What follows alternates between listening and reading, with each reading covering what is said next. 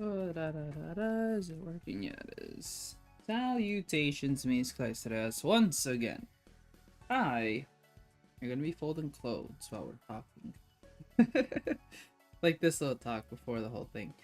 I'm folding clothes, my own clothes, because, yeah, I did laundry a little late.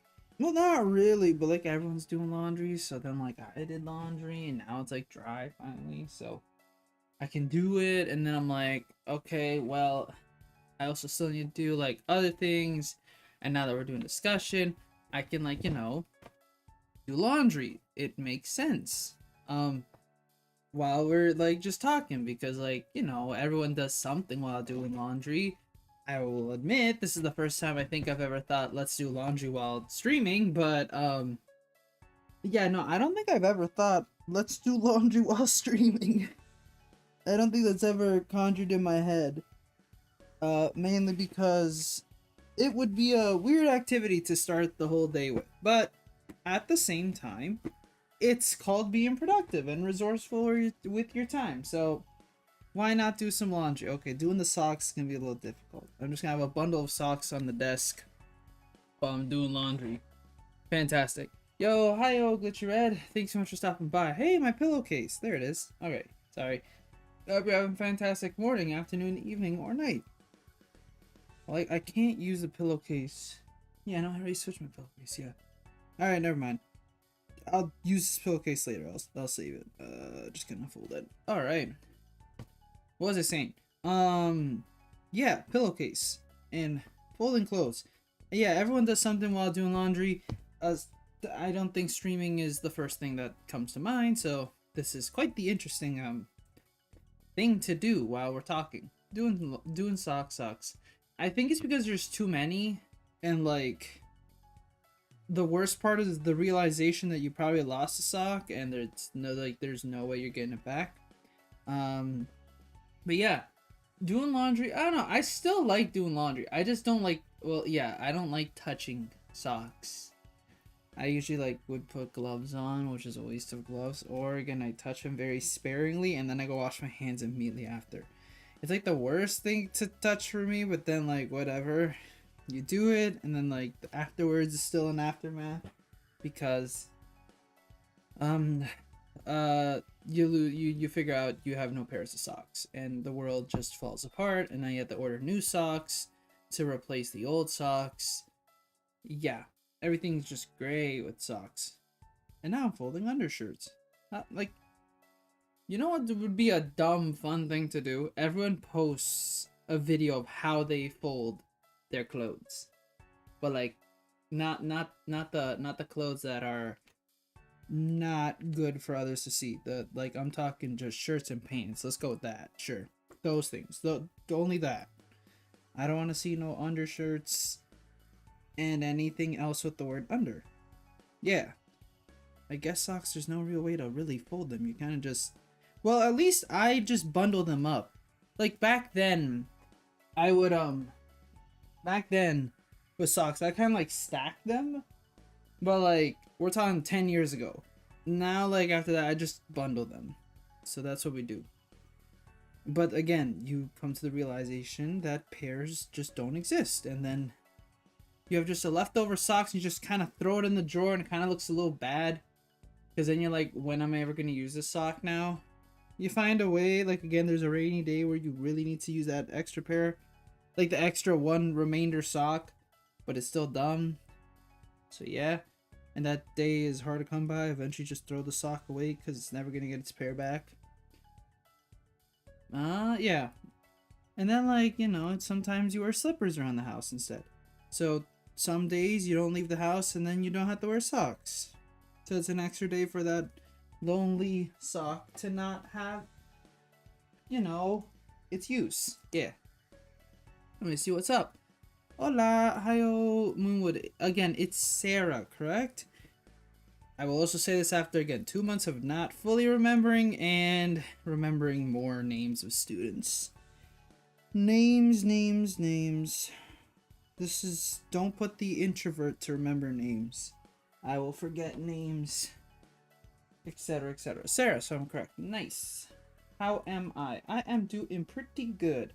Trying to rip out like a pair of pants like from the what is it called? A laundry. It's not a laundry basket. What is it? What's the exact word that you're supposed to use?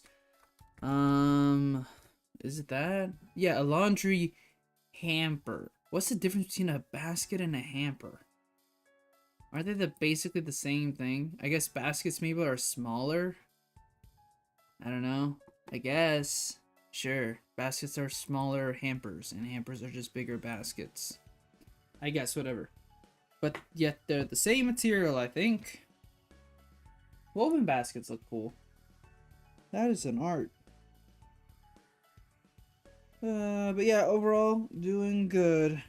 Since about 2 months since I last streamed again. I came back last week, but then I was gonna do another stream, but then things came up, so now I'm back again. So this is the second stream of the year. But overall, doing pretty solid. Can't do much outside of playing the waiting game and doing work. Oh, that's the garage. Door opening. Yeah. That's like, yeah. Again, I was gone because of teacher's college application and putting as much time as I could to making sure that like I get as many hours, and I dedicate myself to making sure like the quality of my work is good, so that when I speak to it, it's like authentic, honest, and compelling. Sounds good. But now, just like university, when I applied. But then again, when I applied with university, I was still in school, right? Like in grade 12. So like I applied to school and then I just wait. So I had something to preoccupy myself. I'm still a student.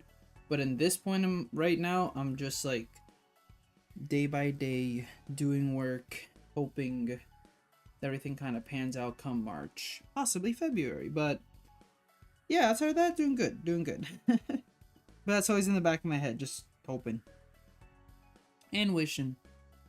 Somebody got sick. Oh no. Ooh, again, yeah, I did mention during the break I got really sick. Not good. Not the worst I was like in 2024 in terms of sick. Like, again, I had COVID first time I got it, but I did have a really bad flu. The flu hit me hard, which is weird because a couple days prior I took a vaccine, so like I don't know why it hit me hard, but whatever. I can't do much about that, but I'm obviously recovered from that. That was like before Christmas, and I recovered slightly after Christmas before going on vacation to the US. So doing solid, no complaints. I can drink coffee and yeah, do stuff normally. Again, I don't know, where do you guys stand? Some like scientific arguments say that you can eat cold stuff during like sickness. Other people say don't do that. My parents and my upbringing have taught me not to eat cold things. But then you look up information and they say you should eat maybe some cold like stuff. Eat and drink. Like more than anything, I think it's like they say like ice cream and like frozen yogurt you can go for. Popsicles are supposedly really good as well. More so popsicles than I think those other two, because those other two kind of have like dairy. But then like I remember, no, isn't it just better to drink like, you know, chicken soup, have some ginger ale, well, like have some warm ginger ale ish, take the carbonation out there and stuff. I don't know, where do people like stand on that? Drink coffee before going to school? I usually don't have the time to do anything before going to work. I wake up, and then like the thing is I try to maximize on my sleep, so like I basically dedicate my free, like I could wake up 30 minutes earlier, or I could just sleep for an extra 30 minutes, and so I choose to sleep for an extra 30 minutes, and I do my stuff, shower, all that shebang, and then I basically get out quickly. I drink some water, and I eat nothing, because like my lunch break is like 3 hours after like I enter the building, so I'm like, yeah, it's okay, I can wait. And then I technically have like a period where I could eat something, but then I'm like, nah, again, it's okay. I could just wait till I get home. But yeah, ice cream is delicious, but again, still not sure if it's good to eat during like a sore throat or something. That also reminds me, I did eat some ice cream while on vacation. Again, I eat ice cream sometimes in the winter, but more so in the summer than anything, right? Makes sense. But on vacation, like we were in Georgia, and it's like it was so cold over there, but like I was like, flip it, I want some ice cream, because the mall that we usually go to, there's this one store that's like really good like ice cream. So I'm like, you know what? I'm gonna get some ice cream. So got some ice cream, a little expensive, but whatever. When you're on vacation, you're supposed to spoil yourself a little, you know? Pizza, you remind me, today is Saturday, which means that we're getting pizza. For, because we usually order pizza on Saturdays. Yes. That reminds me. Oh, okay, no, yeah, today, we're not watching a movie. Yesterday we watched a movie. Cause, like, it's been on and off, but, like, my brothers and I like to do kind of a movie night. Like, we used to do it years ago, and we kept that, like, going strong throughout, like, while we were in high school. But then life, you know, gets busy. And less we were able to do movie night. Weirdly enough, now we're trying to kind of bring it back. It's on and off. Like, every week, every other week, I guess we kind of do it. Because, like, we should have the time. And, yeah, it's pretty good. I'm enjoying the movies we're watching. And yeah, hopefully we keep that up. And that reminds me again, this week we'll have the 24th, right? Again, the 24th is, yeah, Friday. There's a movie that's coming out that I want to go watch on the 24th. I can't remember what it is. I posted about it on Blue Sky, but I can't remember what it was. I did not like look at my Blue Sky history. What the hell did I post about? I will scroll down and slightly I will find it. There it is. The Colors Within. I think that's coming on the 24th. It intrigued me. It wasn't even a trailer. I was just walking by, and then like one of the display screens said this movie, and it had like just a still image of the main character coming out the 24th, and I was like, sure, why not? It intrigues me. I look it up, read the synopsis. I'm like, all right, yeah, it really intrigues me. So I think I'm gonna go this week on the Friday to go watch that myself. I think I will. Yeah, I'll probably invite my brother, see if he wants to go. But yeah, excited. But yeah, today don't have to watch a movie. I guess I could get an early start on my reports. Let's do tomorrow. So what I'm thinking for streaming wise, today's today, so we're doing stream. Woohoo!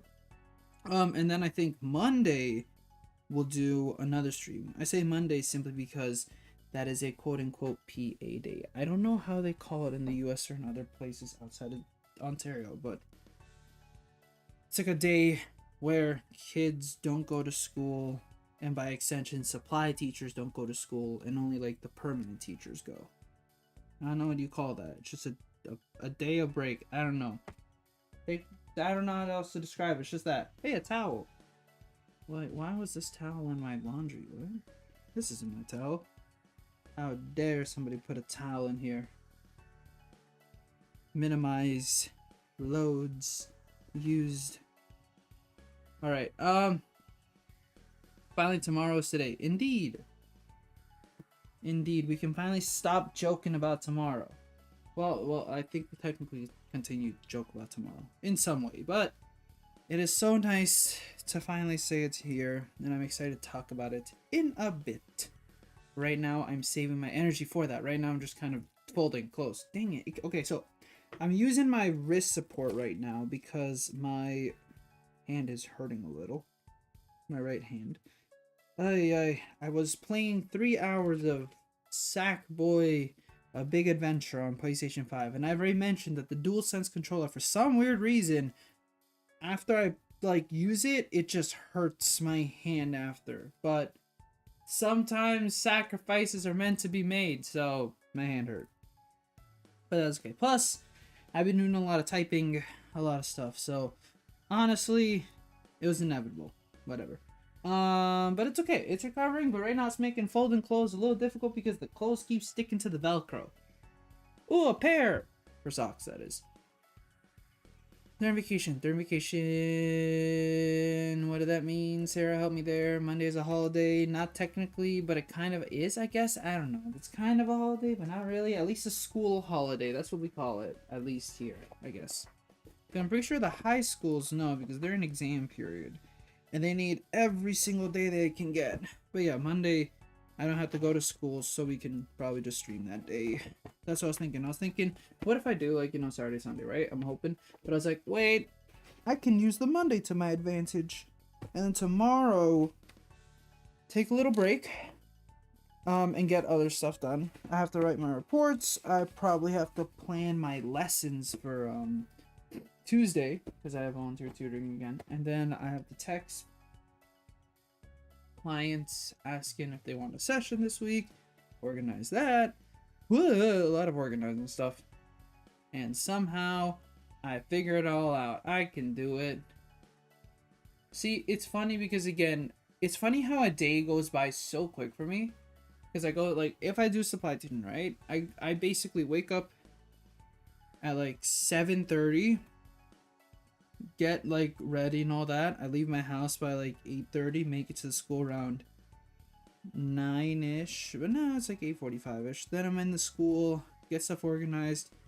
9 to 3-ish, I'm there, and then like an hour later, well, I have to like drive back home, get stuff, go to a house or something to prepare for online tutoring. That's like an hour or sometimes 2, and then it's like 6, and then I like do some exercise, and then I eat dinner, and then I'm like, yay, free time. Oh god, weekdays, yeah, it goes so quick, which is good. Again, it's good being occupied, really helps, you know, and helping, like, you know, the days don't feel so long, and you know, actually, you know, it'll be April. We'll talk about that later. It's Martin Luther King Day in the United States. Cool. So it's a holiday for you guys. For us, it's another Monday, but it's still a school holiday of I don't know, but yes, cool. All right, so does that mean that schools is like, dude, so wait, do you or do you not? Like, I don't know, is that how it works? I don't know what is a day of school holiday. I assume it's still a holiday, right? Here I'm thinking like, no, that doesn't apply at all. Never mind, I'm gonna shut my mouth for a second there. But I don't think there's a day dedicated to an individual that then counts as a school holiday for us. I think. I put a big like asterisk on that, but yeah. I'm almost done the laundry, yay! What has happened this week? Not much. Again, I post sometimes on Blue Sky and sometimes I don't. I forgot to announce the stream on Blue Sky and I'm too lazy to do that. I'll do that I'll do it next time. It's fine. Oh yeah, my poster, it arrived. I ordered a poster before leaving on vacation December. It was a poster of Tokyo Mirage Sessions Sharp FE Encore. I think it comes from a Nintendo Dream magazine. So it's pretty cool. It's pretty simple as well. It's just the front cover art, and then the back is a poster that's in game for one of the characters. It's pretty cool. I like how it's double-sided. I hope to put it into a glass case one day. There's a lot of like posters that I own that I want to put into a glass case, and then the others that I don't know what the heck I'm gonna do with it. But the other ones I do. Like I still have the My Nintendo like 3-set poster of like the 3D All-Stars games of Mario 64, Sunshine, and Galaxy, like still wrapped and sealed and nicely put away, that I want to one day put into a poster. And then there's like that whole, you know how like the Legend of Zelda Breath of the Wild special edition came with a poster? Well, yeah, it has like the I think it has like the like a decayed map of Hyrule, and then it has like the legendary Tale of the Night, Divine Beasts, princess skin and all that shebang. I want to also put that in frame. In other words, we should put more posters in special editions. You know, we should do that. Tonight is also when the apocalypse happens, and tomorrow TikTok is going dark. It's just a strange set of days, ain't it? But yes. I forgot, that's very soon. Oh god, it's weird. I have no idea what's the next time I'm going back to the US. Again, I don't think we're going in March, because like that's March break, but I'm like, I say March break as in, so again, it's a week of break over here where like schools, basically all of them are like minus universities, I guess, and maybe private schools, like are just like closed for a week in March.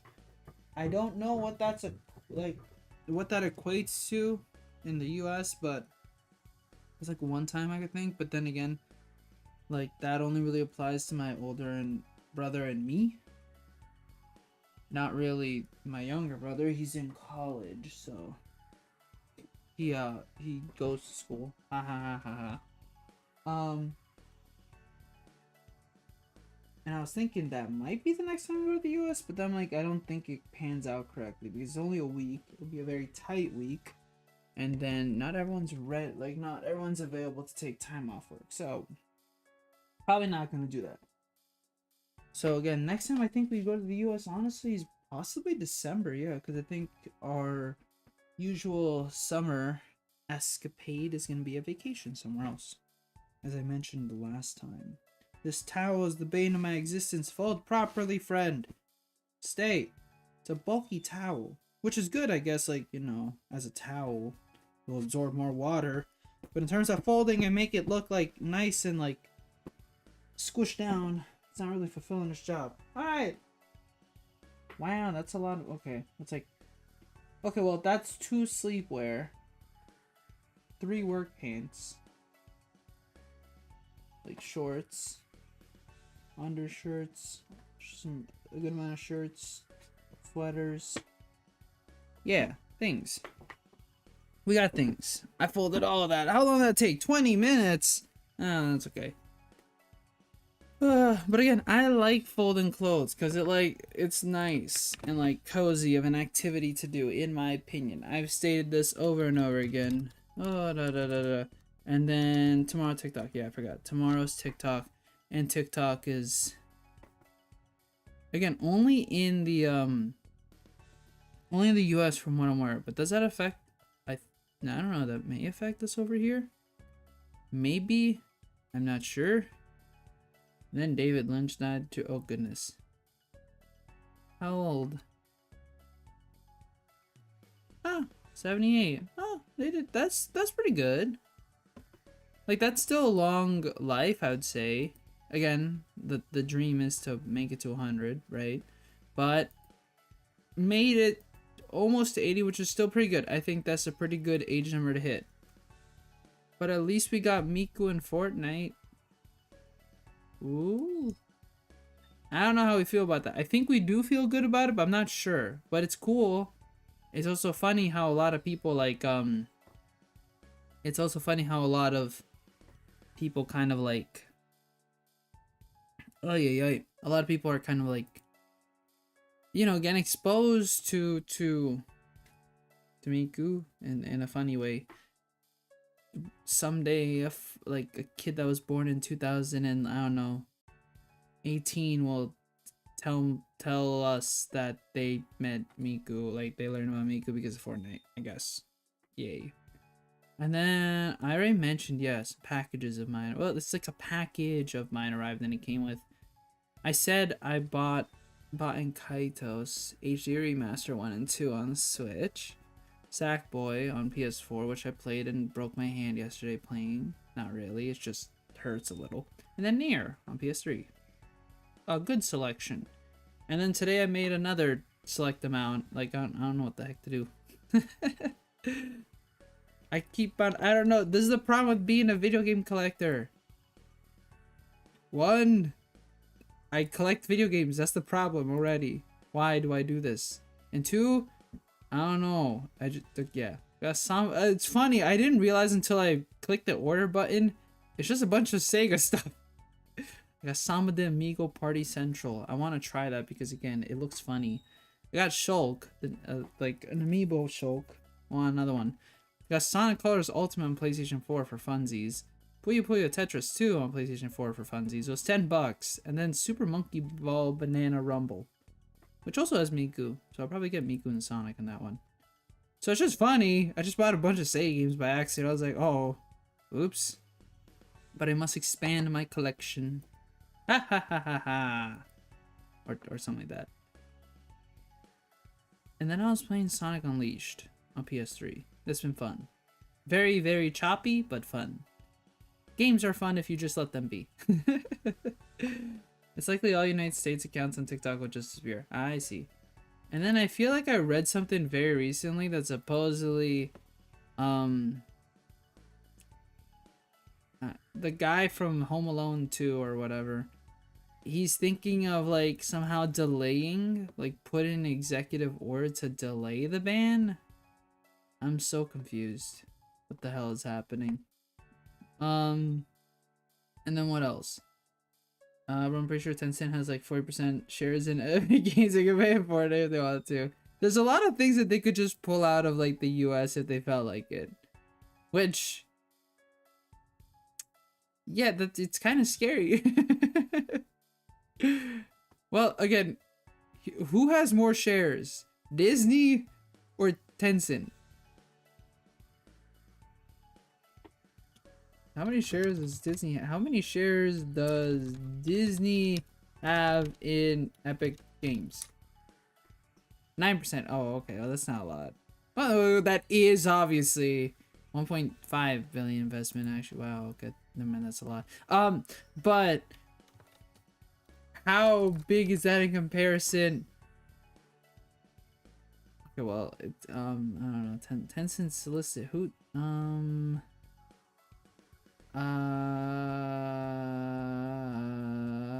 It doesn't really help.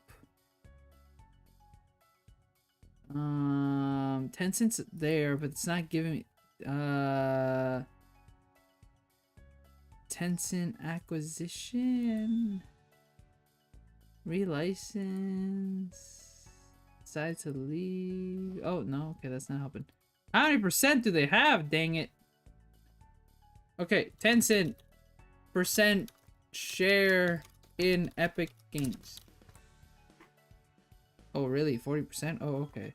I thought you said wait, oh god, you really, oh, it really is 40%. Okay, I thought you were just spitballing a number here, but never mind, you were right. Oh god. Yeah, they could just do that if they want to for funsies.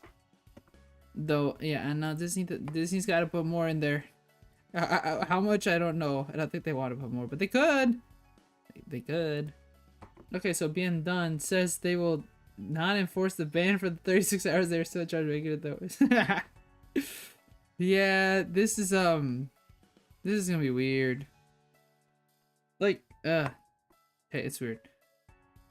That's all I can say. That's all I can really say. It's gonna be weird.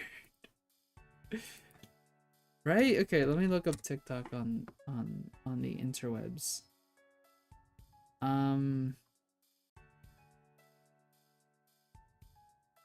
Okay, well, it's really funny how you read a lot about how, like, there are some...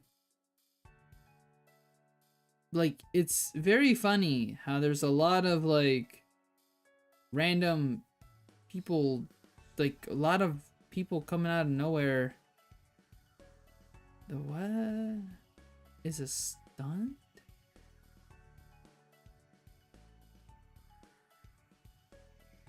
Okay, so is that the idea? Just to flipping give it to the guy? Yeah, I just...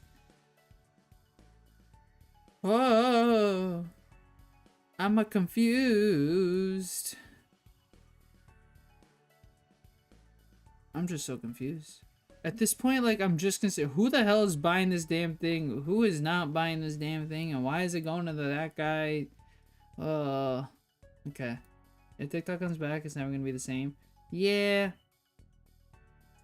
Again, anything that's acquired by anyone, like, that has money, I don't think is gonna just be like, we're gonna leave it the exact same, just like how you fans want it. No. I don't think they really care. They did. No. I'm sorry. It's just never gonna be the same. Yeah, I would never. I got on Red Note recently. Oh yeah, that's the one that the one that's in China and like China, right? I've seen pictures of people like saying that they interact, that they like that they've like had like they've posted videos and whatnot, and like other people have interacted with them on it, and like it's kind of like a weird, nice, warm like communication currently. Like currently it's like, yeah. Now I have no idea how it is now after like 2 days of you know, people starting to migrate over there, but I think it's like okay, right? Hopefully, I like to believe so. But yeah, that's all I know. I've never used TikTok. I don't really have the intention to anytime soon, so I'm kind of gonna just like observe from afar. But if it's going good, it's going good.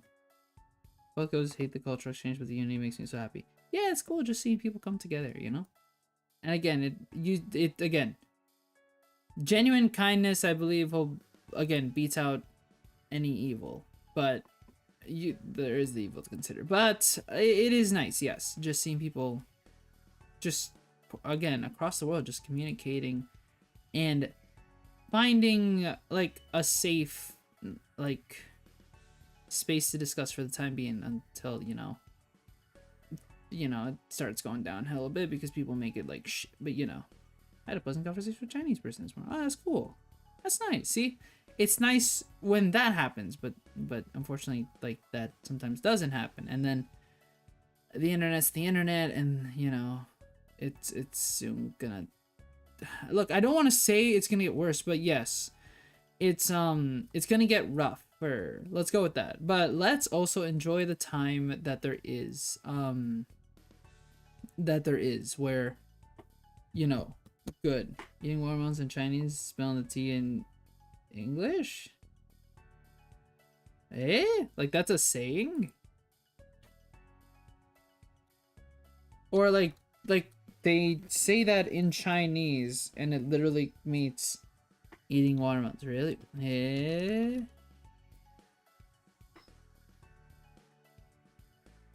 Figuratively means... What is the figurative language? Wait, what?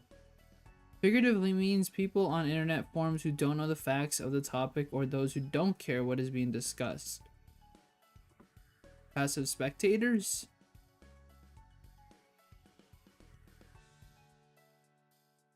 Okay.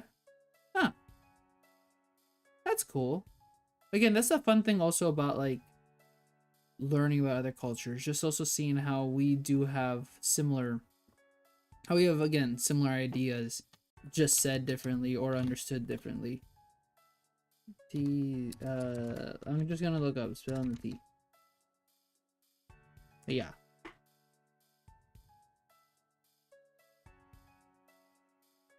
Oh, okay. It's like these two YouTube emotes put together. Yes, I guess so. Those are like the only good YouTube emotes. It's sad how there's only a couple good ones. The rest are kind of like, eh.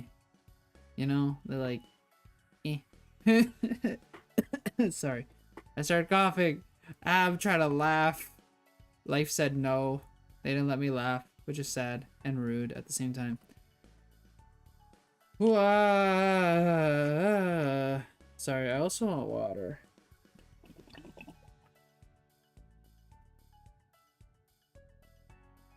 Sorry, did the ASMR just happen? Like, I swear I just heard, like, my water bottle through my headphones. Wait, what?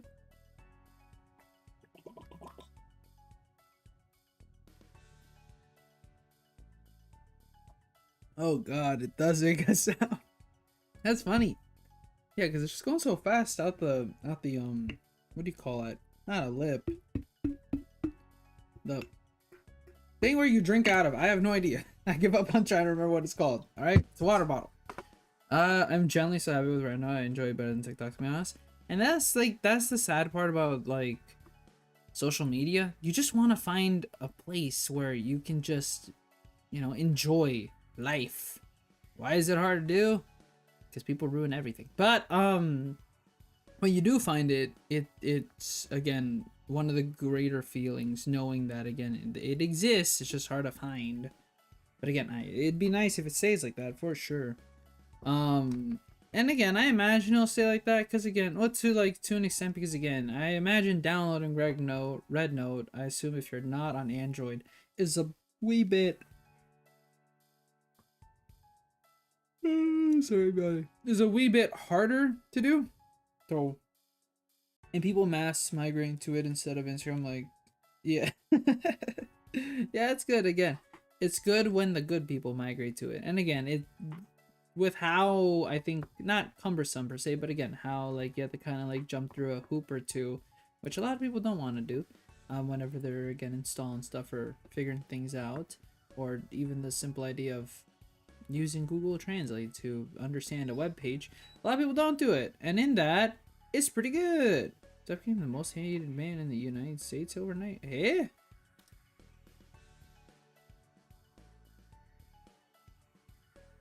Then okay, is it always flip-flopping between him and Musk or what?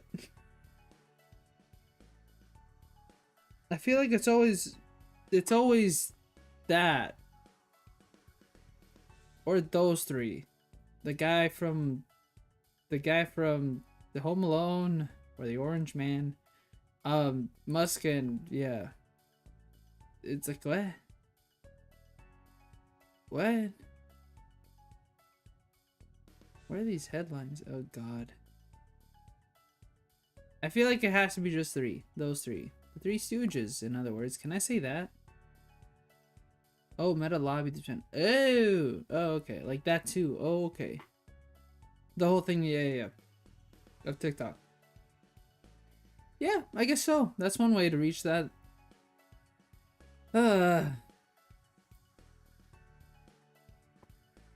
Like I want to make the dumb joke of people with money, but like at the same time, no, seriously, it's a big concern. You start thinking, like, what the hell is happening? Sorry, look at something else. But seriously, what the hell is happening? It's just, it feels like the past couple months, and I'm over here in Canada, but it feels like the past couple months.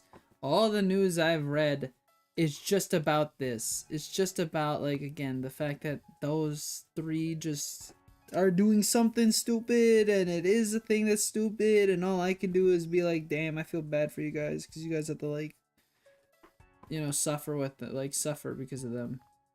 But then, like, we're still in the cycle. I say it's been the past couple months, but it feels like it's probably been a long time more. It's just that, like, it feels like news up here as well just is what the hell is happening with those three. And so their names are always just there. But yeah, sorry, I'm not, like, keeping the most up to date, I'll admit, with the TikTok thingy. Simply because, again, I don't use the app. If I was, I'd imagine I would. Like, I imagine that I'd be a lot more on top of what the heck's going on. Because I'm not using it. And I don't really know anyone else is using it. No one in my family's using it, so like I don't really consider it. Like I'm not reading much about it, but I see. Well, at least it's one for the history books, I guess. That's one way to carve your name in history. A really not good way to carve your name in history, but yeah, not a good way. That's all I can. No, that's all I can say. It's not a good way. Oh yeah. All right. Meta stock shot up when the TikTok ban went through and went down when we went to an even more Chinese. Ah, okay. Oh, because again, the idea was the fact that, like, with the whole lobby of taking it out, again, people would migrate towards, I don't know, an alternative probably made by Instagram, but now that people just realize, hey, look, we could just do that one, then everything was all for nothing. Smart move. Calculated, I guess. No, it wasn't at all. Don't they have people that, you know, check these, like, calculations, you know? Check to see if that's the most optimal thing to do? Guess not. Alright. You have all that money, you can't hire someone that can tell you that? probably not the best game plan, but all right. Xenophobia is dying quickly. Yay! One step closer. And it's kind of weird how it's brought upon by that fact. TikTok being banned. That's one for the history books. But again, a part of me, again, would consider maybe looking how the app is, but again, the other part is me, like, again, social media in general, I don't want to use it too much. I would, but at the same time, I don't really want to. So, although it might be good over there, and it seems to be good over there, I'm kind of still like, it's okay. Right now, I kind of just want to in general, again, I'm just tired of social media. I'm really keeping it, like, limited. The only thing I like using at this point is literally Blue Sky. And even then, I don't use that much. I keep to myself and over here. I try to not make my presence known. That's the whole thing. I think at the end of the day, I just want to be in this nice little corner that I've created. And you guys have helped nurture and just do stuff. Just talk to you guys, do some stuff, and that's it. I'm in and out. Nothing more, nothing less. I don't want no controversy. I don't want no people like being rude and all that shebang. No, I just want to be here, talk to you guys, play a bit, and then get back on with my life. That is work. Right? And I'm not sure if I want to add red note to my life right now. I don't know how else to say it. But again, it's probably really cool over there right now. I need to be able to read your terms of service to accept you. Duolingo, TikTok. Oh yes. Hey, we're talking about. Oh yes. Welcome, TikTok refugee. Duolingo sees a 216 spike in US users learning Mandarin. That's fun. Oh, so now you're learning Mandarin. Well, that's, again, look, I'm all for learning other languages, so hey, let's go for it. Woohoo. Oh, that's funny. That's funny. That's so funny. That's so funny. Well, that's good. Again, that's good for TikTok. And, well, no, sorry, for Duolingo. What am I saying? Though, I haven't used Duolingo in a good while.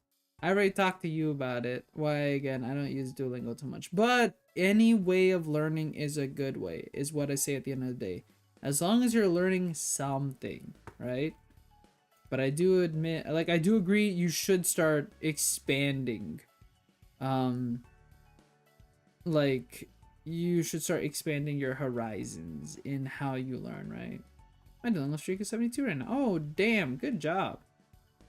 Again, that's great. At the end of the day, right? I'm proud of you. Keep it up. And when you feel comfortable, expand a little. Try something else and see if it has the possibility of replacing Duolingo. I think at the end of the day, that's kind of what you want to achieve with Duolingo. You kind of want to achieve the point where you can move on from it, but comfortably. And then after that, you know, you start expanding more and more and more, and then eventually you're talking to someone in that language. And whether it's good or not, like whether you're doing a fantastic job or not, that's a-okay. As long as you are practicing and you are getting there, right? At a comfortable pace. There's nothing embarrassing about learning, like taking 5 years to learn a language. Right? I'm 23 and I still haven't perfected English, in my opinion.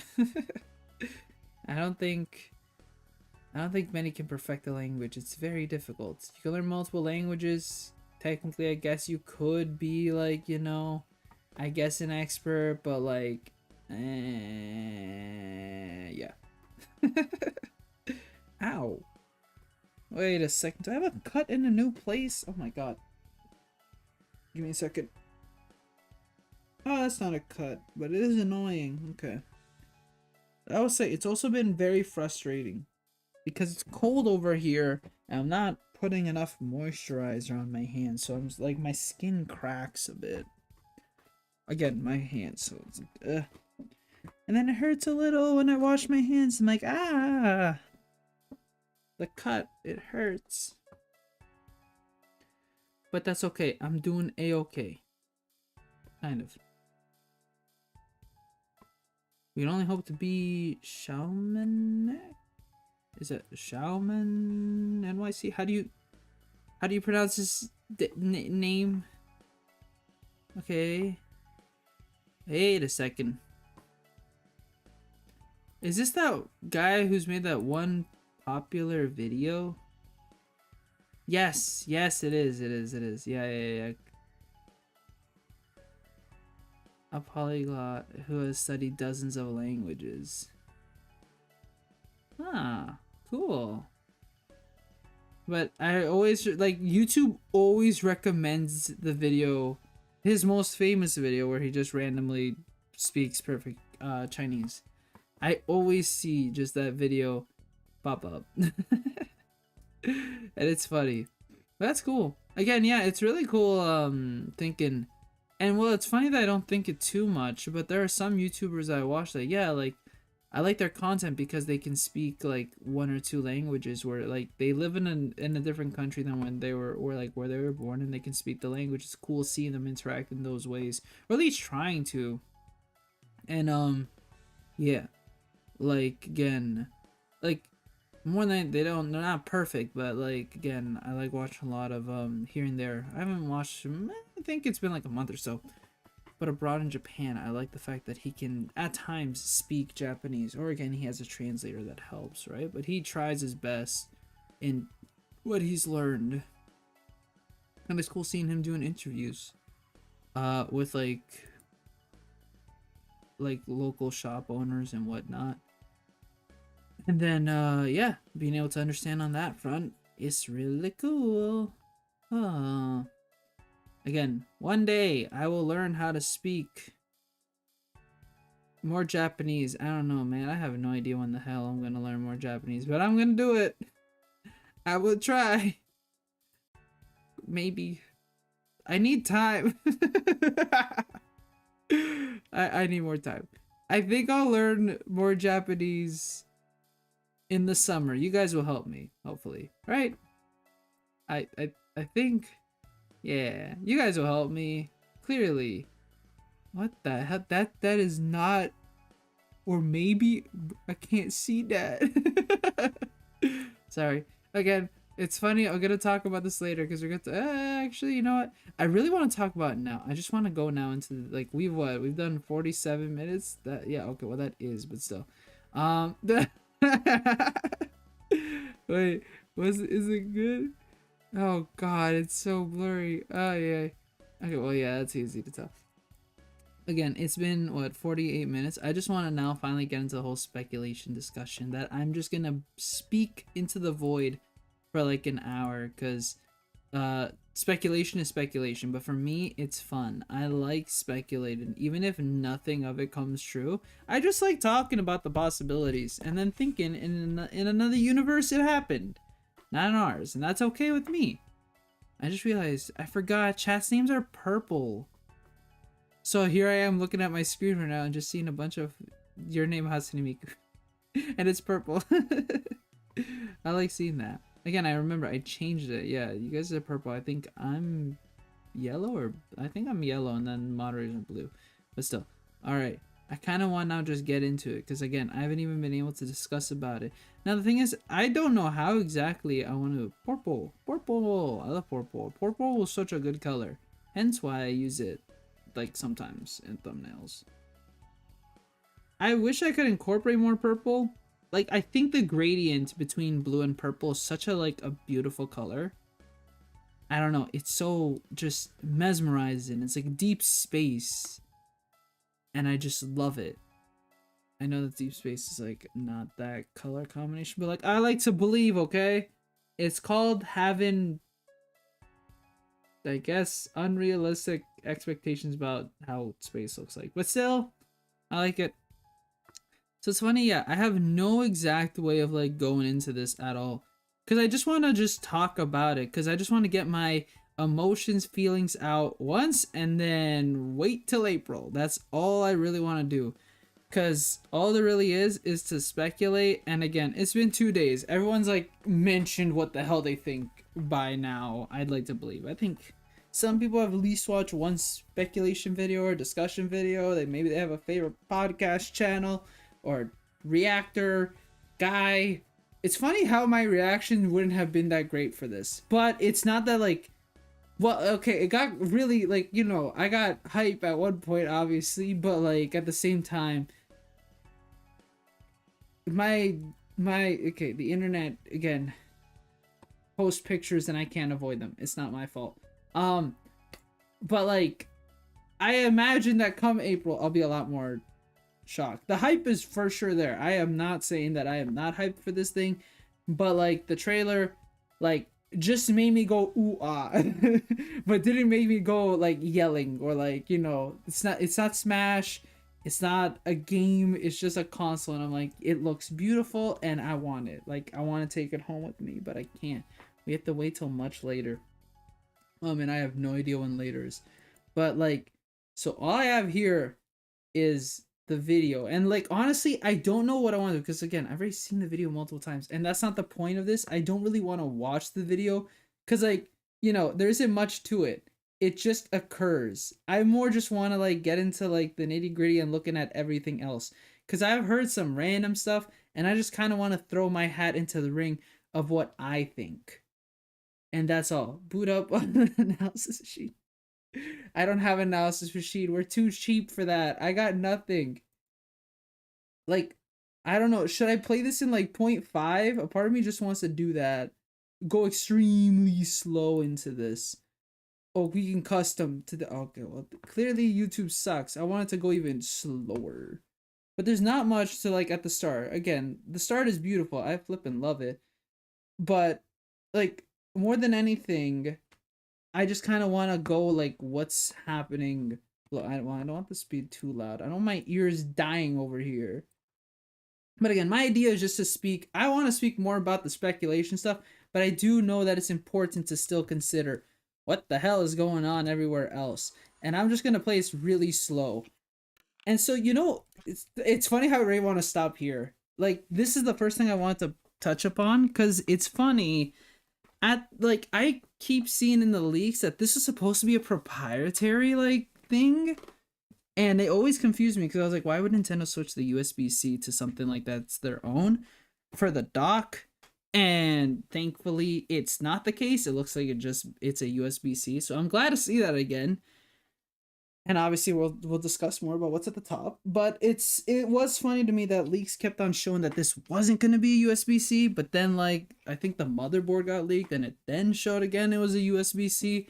So thank God Nintendo is keeping the USB-C alive. I don't think I was thinking that they weren't going to keep it, but I was a bit afraid, I'll admit. And thankfully everything's good.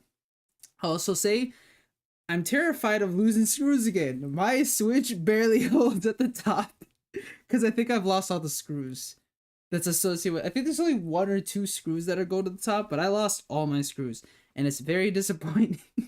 Hopefully these little screws that Nintendo loves don't go anywhere this time around. I really don't want to lose my screws again. Okay, the video is loud, or I think it's OBS. I'm going to like put it back down.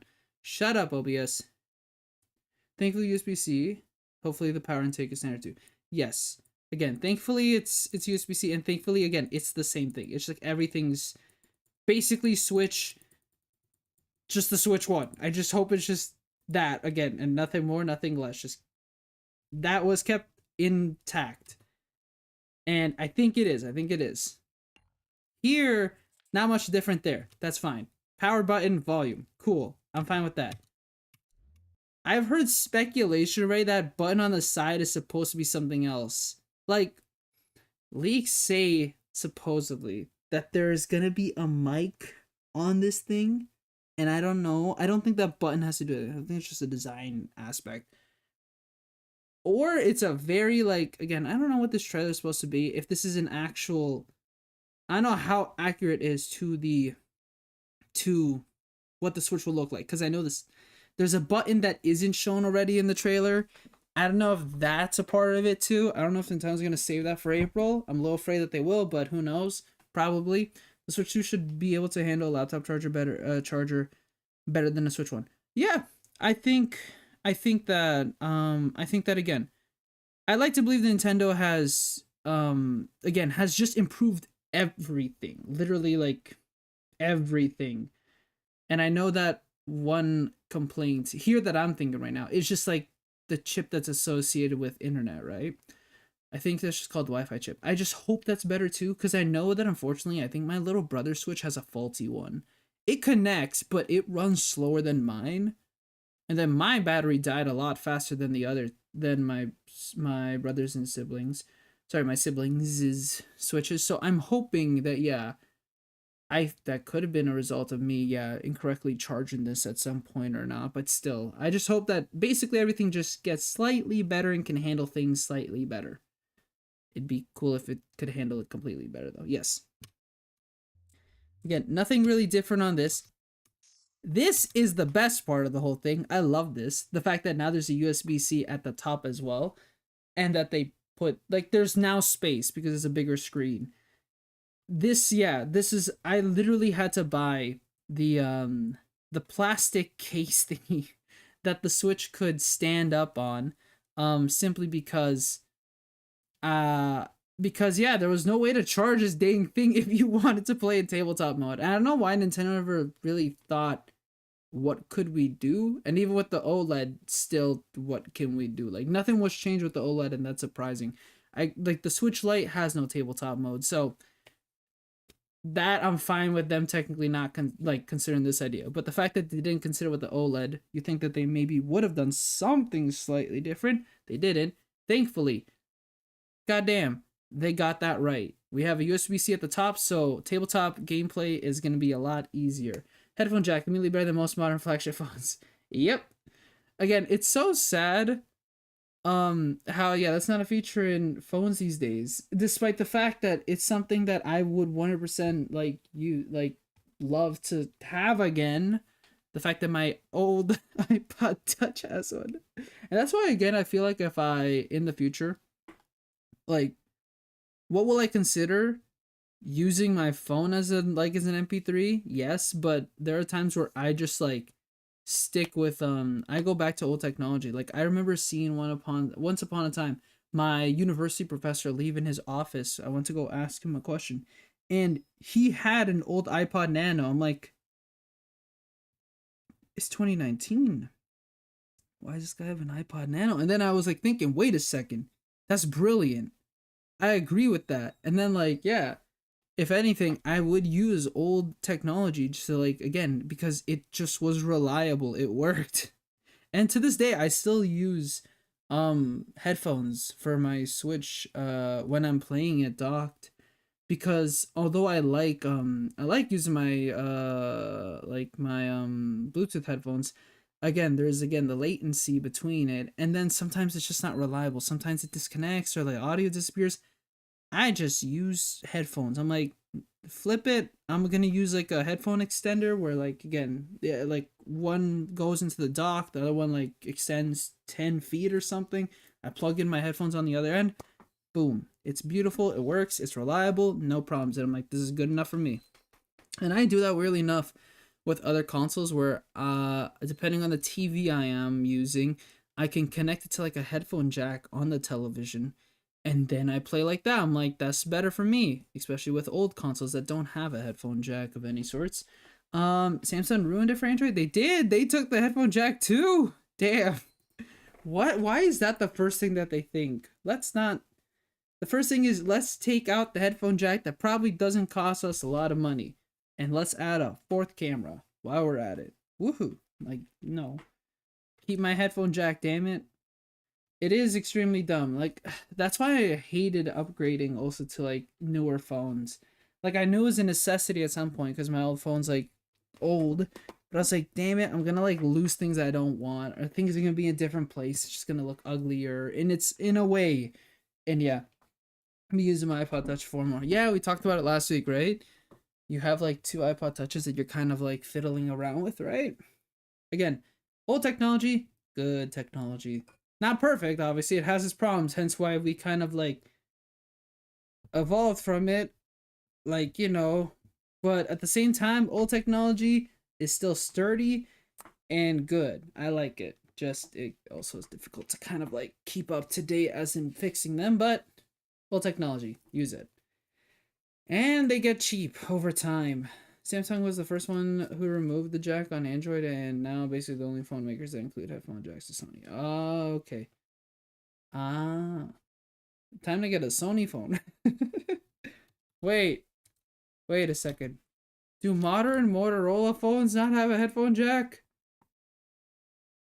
Yeah, I guess not. Damn it. No, I can see that they don't. That's stupid. Why do like sorry. I don't like the non-existence of headphone jacks. I would say it's really cool that yeah, Sony did put that on controllers. Like smart move. I applaud that. And here it's on the literal system, so I applaud this too. Thankfully, that is consistent with the Switch that we did not remove the headphone jack. I would have cried if they did that for sure. But hopefully, yeah, hopefully at the launch you could also use your your wireless headphones. Unlike how that was in a whole update, but still, Sony got good audio. But oh my god, whoever names them is drunk. Wait, what? Sony phone. Let me look up Sony phone. Let me see. Also, oh god, dude, these. No, you know what these sound like to me? Yeah, well, yeah, sure. They kind of got drunk. Yeah, okay, I can see what you mean, but I immediately thought for some weird reason, I thought like Tales, say the Tales of series, and here I'm looking at Xperia, so I was like, yes, Tales of Xperia, my favorite game in the genre. That's at least my Oh God, what are these? Xperia Z Ultra, Xperia. What are all these numbers? Sorry, there's a lot of E's and A's and X's and But hey, you can filter by 3.5 millimeter jack. Cool.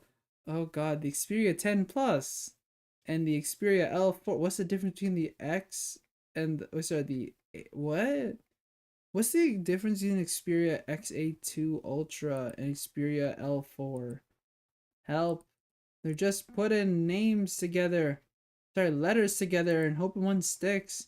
It's like someone got a dartboard and just like was like, instead of points, we have letters. Go at it. Have fun, child. Throw a. Maybe they did get an actual baby to throw darts at something. I don't know. The Xperia 1V. The Xperia 5.4. But with the Roman numeral 4, I guess. Oh god. This hurts my head. I don't like it. What about the headphones? Yeah, they're not better. Link buds.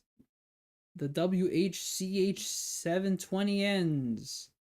The WHCH520. Again, yeah, no, they got a child to just throw darts at a board.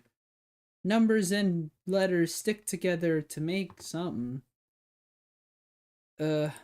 On the one hand, I want to say that it's not a horrible idea because now it just kind of, it's just numbers and letters rather than it having to be a creative name that kind of like just probably sounds dumb over time.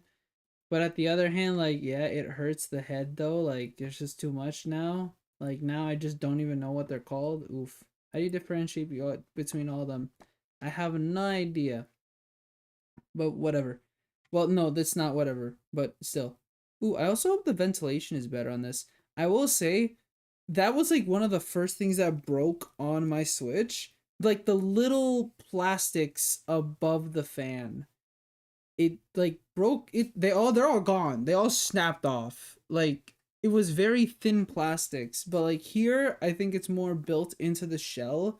So the chances of them breaking are, I think, lower. So I think we're good on that, but like you can see that there's a little, okay, maybe I have to like back up a bit. I have to back up a bit. I'm not backing up. Okay, wait. Back up, no. I like how again there is space in between the fans. Like the ventilation part there. Makes me happy. It makes me believe it'll be a little more reliable. Hopefully. I have no idea though. I'm a little terrified though. It could not. This is long. Etching on the back. This is also very nice. It's just an evolution of what was on the OLED. At least in my opinion. Looks a little still like flimsy a bit, but that's okay. Though now my fear is like if it snaps off, will it still be fine like the Switch?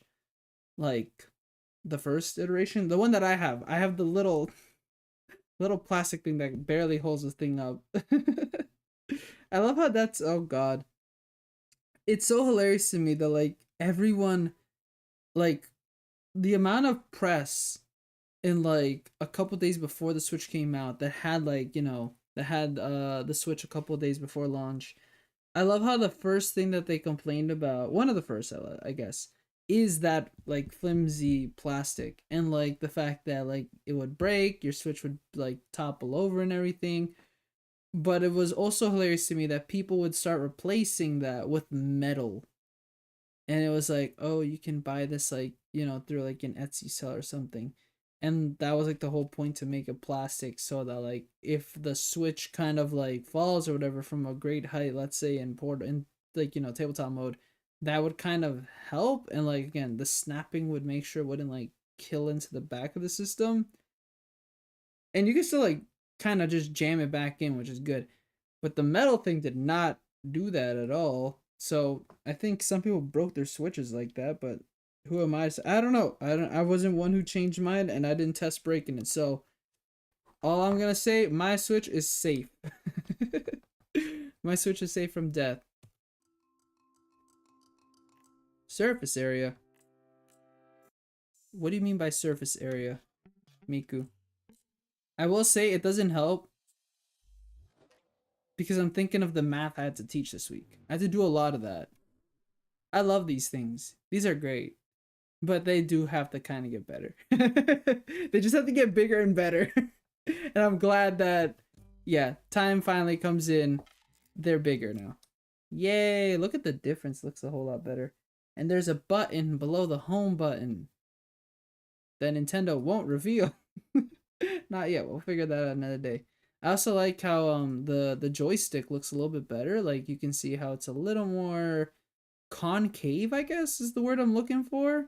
Or at least the spacing between the middle like circle and the outer border looks cleaner and a little more thick. I like that. It looks better. And then also the fact that I didn't even touch upon that. I love how now the R button really extends around the corner rather than not. And I like how, again, the Joy-Cons in general are a lot more smooth and curved compared to the Switch. Oh wait, let's go with that. Sorry, that's better.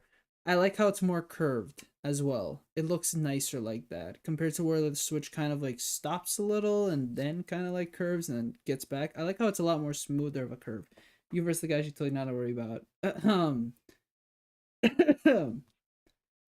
It's okay. The Joy-Con did a great job. It lasted 8 years. That was a beautiful relationship. But yeah, the buttons, the joysticks just look a lot nicer. Like I'm excited to see how the feel on those are. And then the buttons just look bigger, which is good, and then a little more squishier from what it looks. Not as tactile as the first ones. And this is just sleek. I'll just say I love what they're doing here. Okay, well, this is fun. You're hearing in 0.5. It just looks sleeker. I like that. It has still a fun charm to it, using the whole neon red on the right and the neon blue on the left, just like the first iteration. I remember wanting, like, when they revealed it, it was just the gray Joy-Cons. And then they revealed the colored Joy-Cons, like, damn it, I'm getting that one instead. I love that one. I like how it has color. This, I'm glad that it has color regardless. It's a mix match, right? A mismatch? I don't know. A mix match. There's a word I'm trying to get at. I'm pretty sure I'm getting it. I like how it combines both, but now it's not gray. We have black, which is better. It's like a darker. It's like a more of a it's getting close to a charcoal level, I guess. I don't know. It's not completely like midnight black, but it's like there.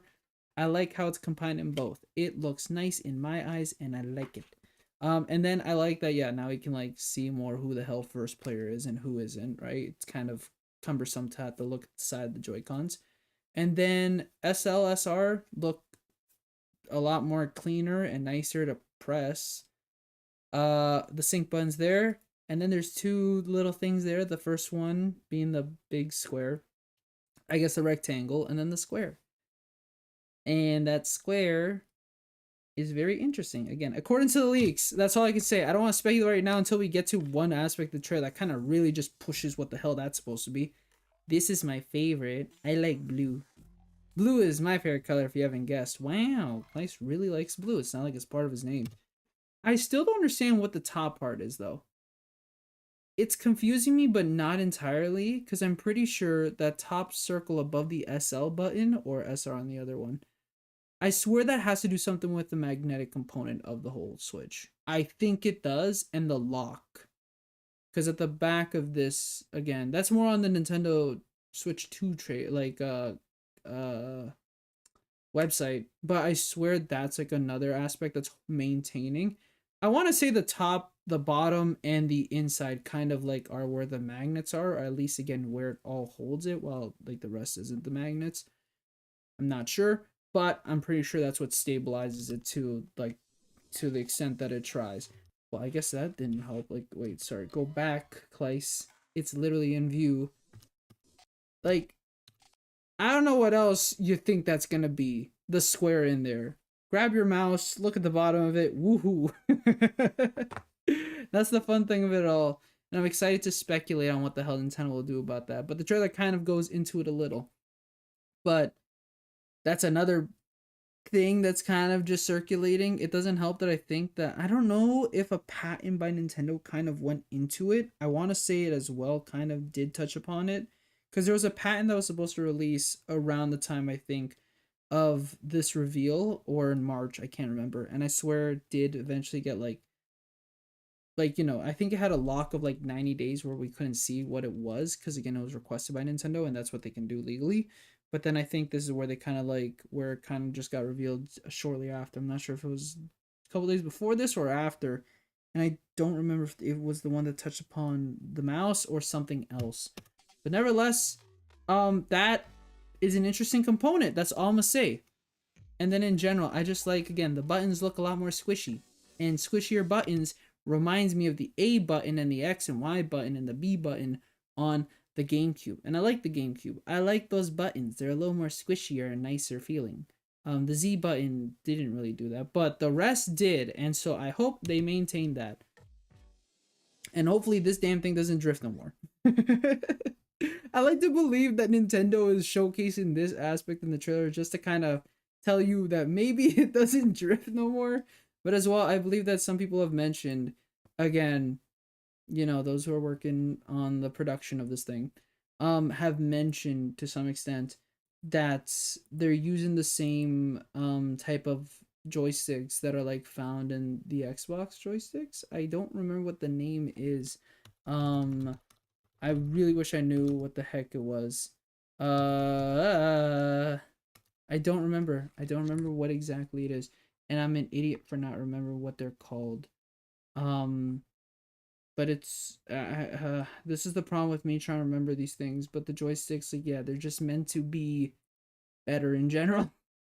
And not have the same problem that they try to fix with, like, I believe it was people report that you can add, like, cardboard below the joystick itself to kind of help with avoiding drift. And I think, if I recall, I think Nintendo did not use, I don't think Nintendo didn't use, I think Nintendo, when it came along to, I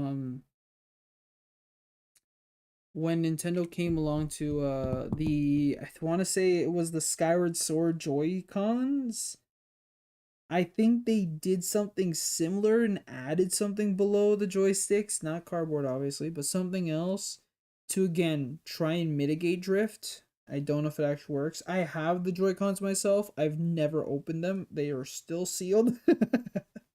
They're a collector's thing for me to display, not to use. But never sell, just use. Sorry, just to have on display. Like, I don't think I'll ever sell anything in my collection. I could never. I buy one and that's it. And it's for me. If I buy two, then one's for me and the other one's for, again, putting it on the shelf, and it stays there locked away in its I guess display area. I don't know how else to say that. Man, good thing I didn't open that third Nintendo Switch Xmas present from 2 years ago. Eh? I'm assuming that maybe perhaps you may have gotten an OLED of something or sorts, maybe, Zach, and then returned it. I don't know. But thanks so much for stopping by, Zach. I hope you're having a fantastic morning, afternoon, even night. How are you? They're gonna drift less, but not be driftless. Yeah, unfortunately. I don't think it's good. Like, it's impossible to make these driftless. Again, I remember that, like, my PlayStation 4, like, DualShock started drifting. And I want to say that we're on the lucky end, but I'm pretty sure that the DualSense that came with our PlayStation 5, that one's drifting. And I have no idea how to fix those. With the Joy-Con, at least you can just replace the dang analog stick for, like, it's like you buy a pack of 2 for like $10. And that I can just replace. That's easy. Just take out the ribbon cable and all that. But I've never wanted to open a DualSense. I'm terrified. Despite the fact that I could probably just look up a video and see if it actually is scary, but I've chosen not to. So, yeah. Yeah, it was an OLED. I see. I know a lot of people, like, I've seen, again, Christmas just came by, right? The winter season, people are getting their bonuses. People are splurging a bit. I did too with games, but yeah, I didn't, like, go above and beyond.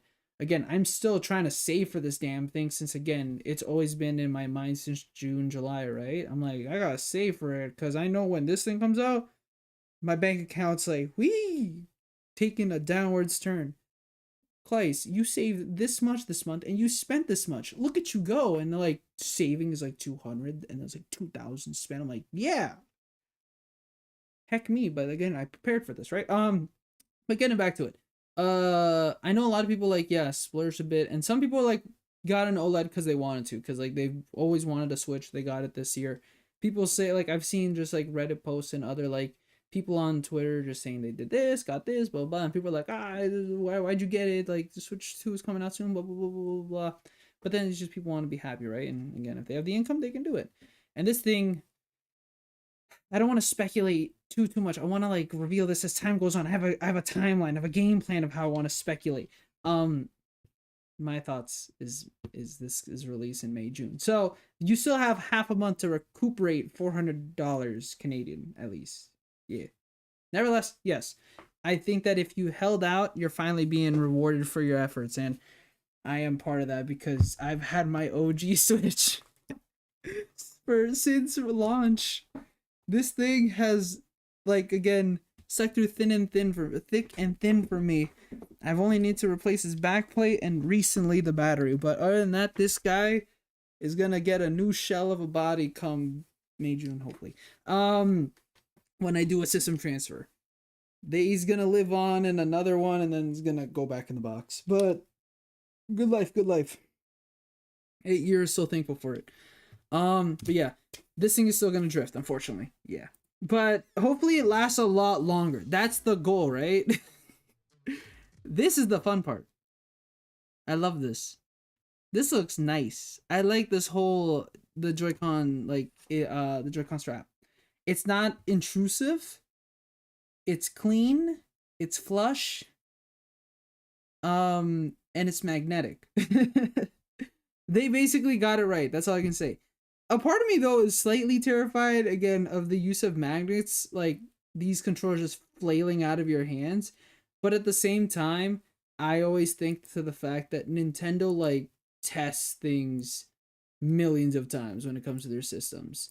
They will drop their damn things from 20 feet to make sure it doesn't break.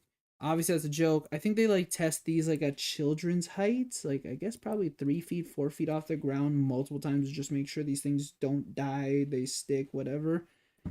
Like, you look at the OLED, a lot of people thought the OLED was gonna, like, have burn-in. But then, what? Somebody does a video about it. Burning doesn't happen till, like, I don't know how many hours straight of Zelda. It was, like, in the triple digits. So, again, I think Nintendo knows what they're doing when it comes to console manufacturing, for the most part. Not everything. Again, obviously, There's problems with the Switch. But I feel like, again, this is just a bigger, better Switch. I hope that the lessons of the Switch then is into the Switch 2. And I hope that that sticks true to, again, the use of the magnets, and then the joysticks, and then the charging. Better capacity of use of battery. But this is fun just seeing, watching, because there is literally no reason why these would be moving on the ground if it was to not symbolize what the hell that square button, like the square little hole, is on these damn things. But it's pretty obvious.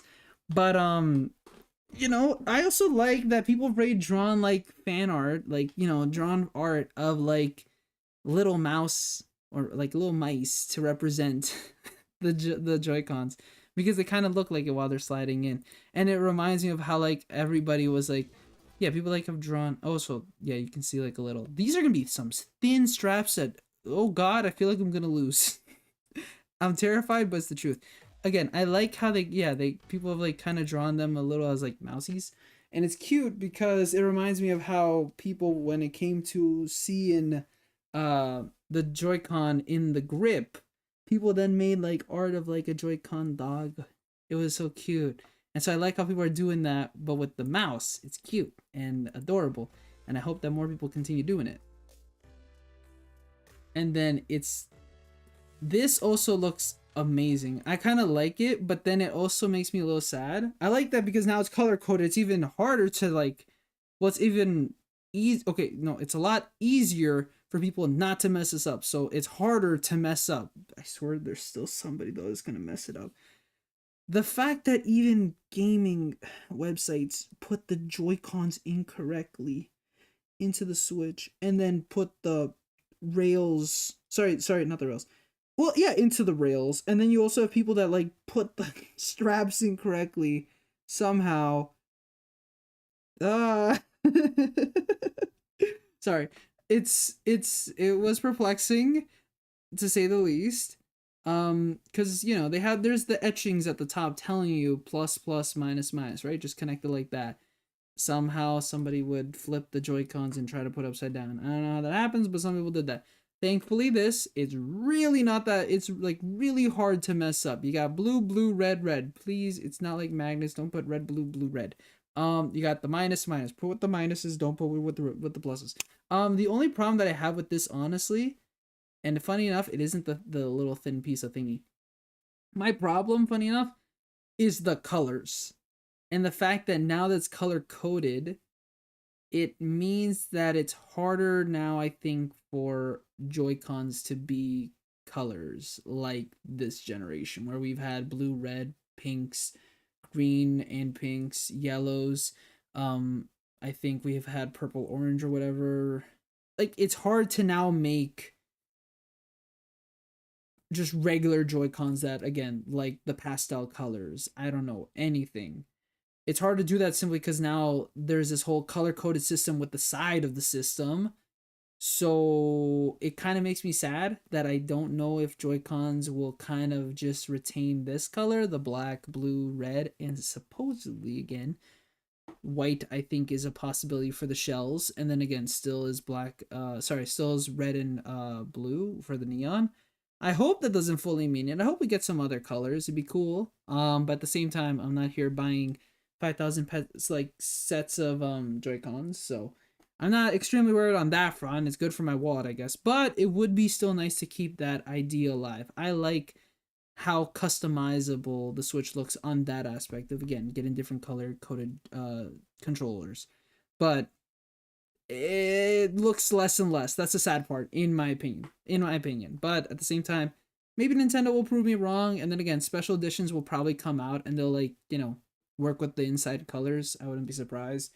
Like, I'm thinking here, if a Monster Hunter game comes out for Switch, I wouldn't be surprised if the Joy-Cons are still, like, you know, black on the outside, but then the insides are like gold or something, right? Could make it confusing, but like I could see that, right?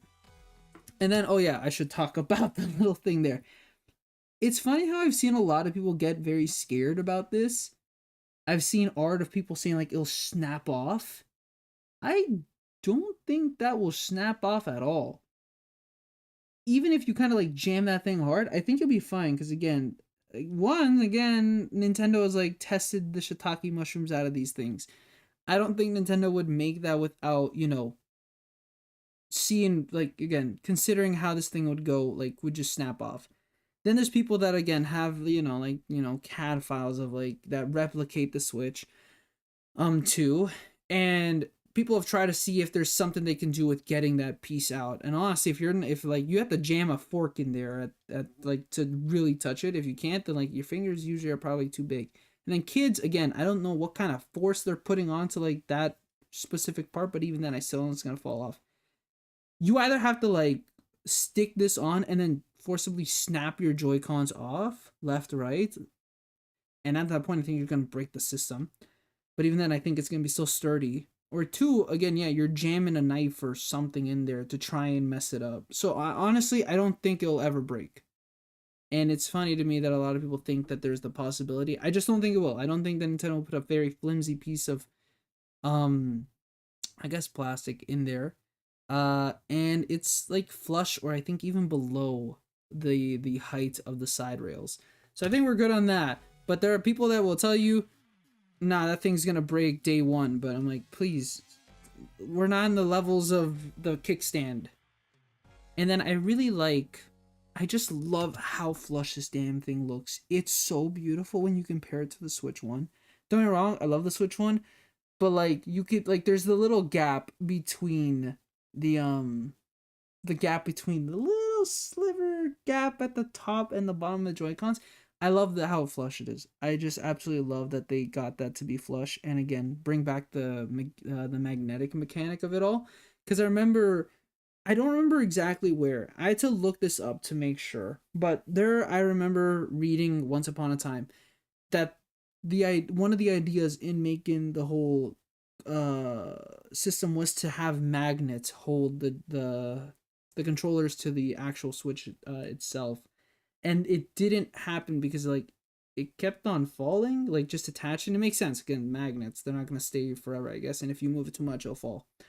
And that's how they came up with the rail system, which securely keeps the controllers on. However, the problem with the rail system is that people slide them in, slide them out, slide them in, slide them out, and you know, eventually your rails start getting destroyed. And I know a lot of people like then had to replace the rails, I think, with like metal rails or something like that, and that could also damage the system. Basically, adding anything metal to the system would just hurt it, but people would do it because again, it's the more, I guess, secure thing, despite the fact not taking into consideration that it could break him. Nevertheless, I know for some people it worked. I like how that's again they worked back with the magnetic idea and are making it work. And again, it has resulted in a system that just looks so damn sleek and beautiful, and I want it. The red and the blue are nice little touches. It's all black. It looks clean. That's for me. It looks clean. It still looks creative and fun, and it's in a very small way. It still looks Nintendo. I know a lot of people don't like this at all because it's just too different. It's not too whatever the hell you want to say is Nintendo, I guess.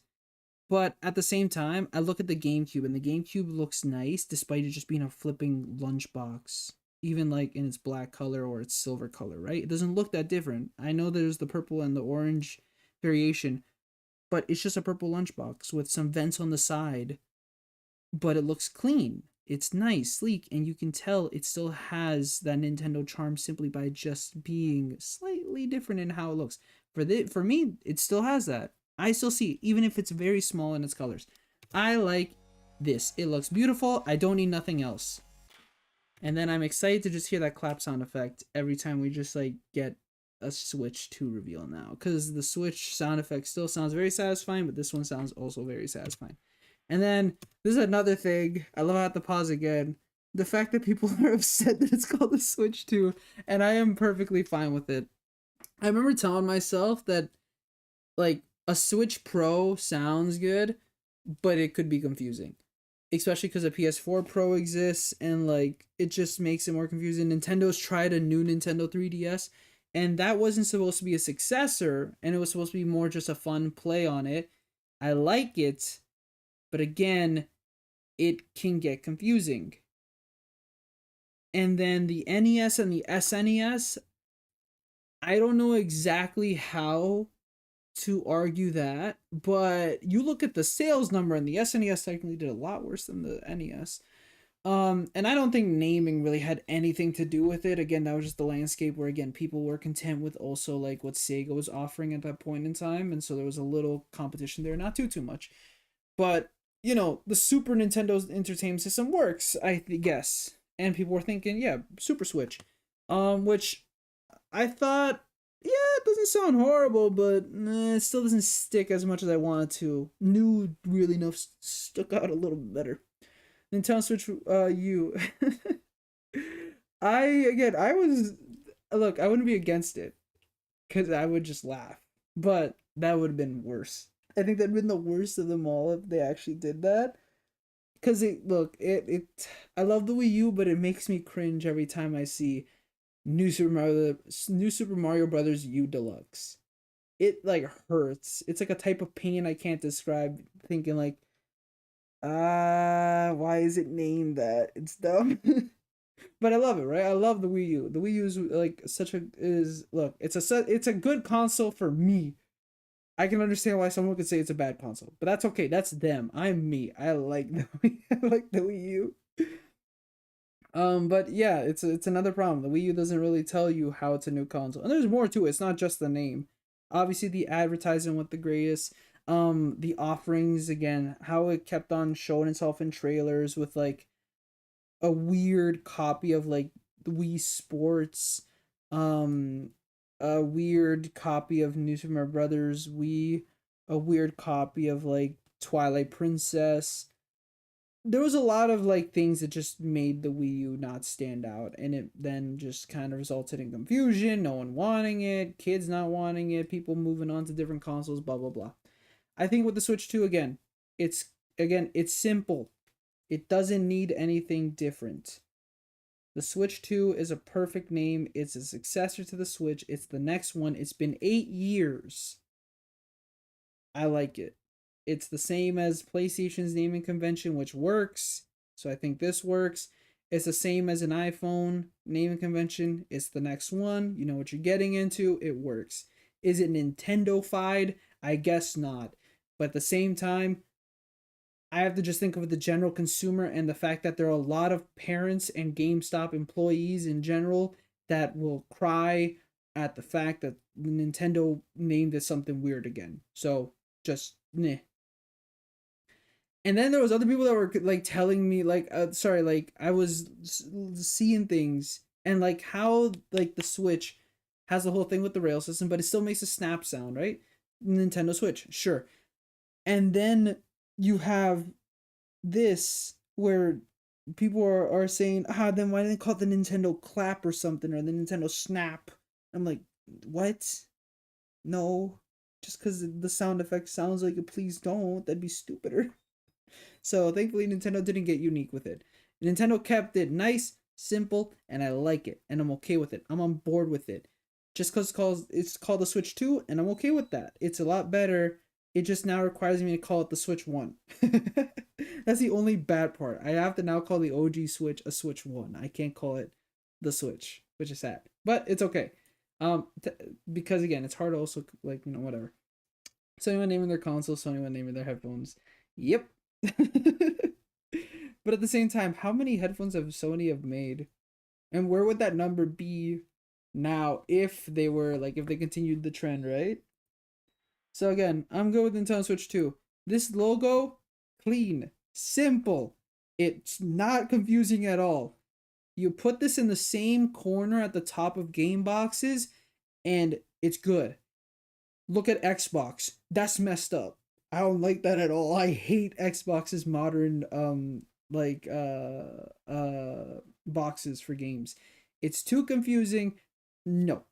It's just very, very, very bad. It's just Xbox, and you can't tell if it's a playable on an Xbox One or not. But I guess they kind of do also let you know. But still, it also makes it confusing on a shelf. So no, simple, elegant, very mindful, very. Yes. Okay. Yes. All that applies. But it's simple. Just move over the Switch icon to the left, put a 2 there. We did it. We called it a day. This was like a 30-minute discussion, and there you go. No problems. But yes, very, very demure. Alright. I had to just make sure, right? That's a TikTok thing. Sorry. Just had to make sure. Cause that sounded like a TikTok thing. I was like, I'm pretty sure I've seen a video, but I had to make sure because I felt stupid in the moment.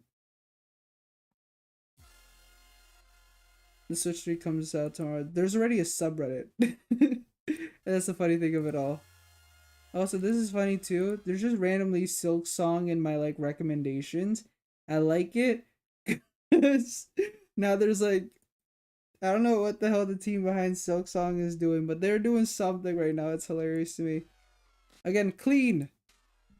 And obviously this is where the hype happened. Once this happened, I got very hyped. Because I was not expecting, I don't think anyone was, right? Silk Song tomorrow. I hope. It's so sad that Silk Song has yet to come out. And it's extremely sad that we have yet to beat Hollow Knight. Woohoo! Well, okay, we beat Hollow Knight. We just didn't beat, you know, the 100. We didn't get the actual ending. Yeah. But this is the scary part, but the cool part. Also, they had the little detach things at the back where you detach the controllers. That was not shown in this trailer for some reason. However, I also understand. I think that again, they wanted to make this concise, nice, and clean. So that's on the website, which we'll look at after. But yeah, I didn't need anything different. I just like how this is here. I like how the I just like how it looks. It's clean. It has the kickstand, the Nintendo Switch 2 logo on the back. Doesn't have to be complicated. This terrified me when I saw it because I was like, damn, I was not expecting this. So I got very hyped. It was 8 o'clock. It was 8:05. It's also funny. I didn't know what to think of the day when it was going to be released because I was like reading things. People like, again, claiming days. More reliable leakers claiming Thursday. So here I am thinking Thursday. They didn't reveal anything on Wednesday. So I was like, you know what? Maybe Nintendo isn't going to do it. But maybe I'll do a stealth drop. Who knows? Then I wake up like at 7 something, like 7:20ish, because again, I'm gonna hopefully go to work. I didn't go to work that day. But I had like tutoring later. I didn't go to supply teach, but it was like 8. The person, I forget their name, but they said that it was gonna come out like a 1 p.m. like something Central Mountain Time. I can't remember. They're in Europe and I can't remember my time zones. So it's gonna be 8 o'clock. I was like, oh, that's close. All right, I'll wait. It's 8, nothing drops. It's 8:02, nothing drops. It's 8:03. I'm like, okay, never mind. That person was wrong. Maybe Nintendo will reveal it later. Maybe 10, 12, 3, whatever. I'm gonna go shower. I shower and I hear my phone do a ding, and I'm like, I turned off notifications, and I only kept it for Nintendo. That's probably something else. I thought it was gonna be something else. I thought maybe that's like a notification from WhatsApp or maybe something on Blue Sky. It's not gonna be the Switch. And then I get out of the shower, dry myself, and then I look at my phone. I'm like, damn it! And it was this. And then yeah, I woke up my little brother who was sleeping. I was like, wake up! And so he watched it on my laptop. And then yeah, this moment I got hyped. My mom told me to shut up, and I was like, I'm sorry. I yell. But yes, 24 racers. That is super hype. And more than anything as well, if there's anything I take from this Mario Kart trailer, even initially, my first thought, because I started noticing more racers, because I started counting racers and I started saying names.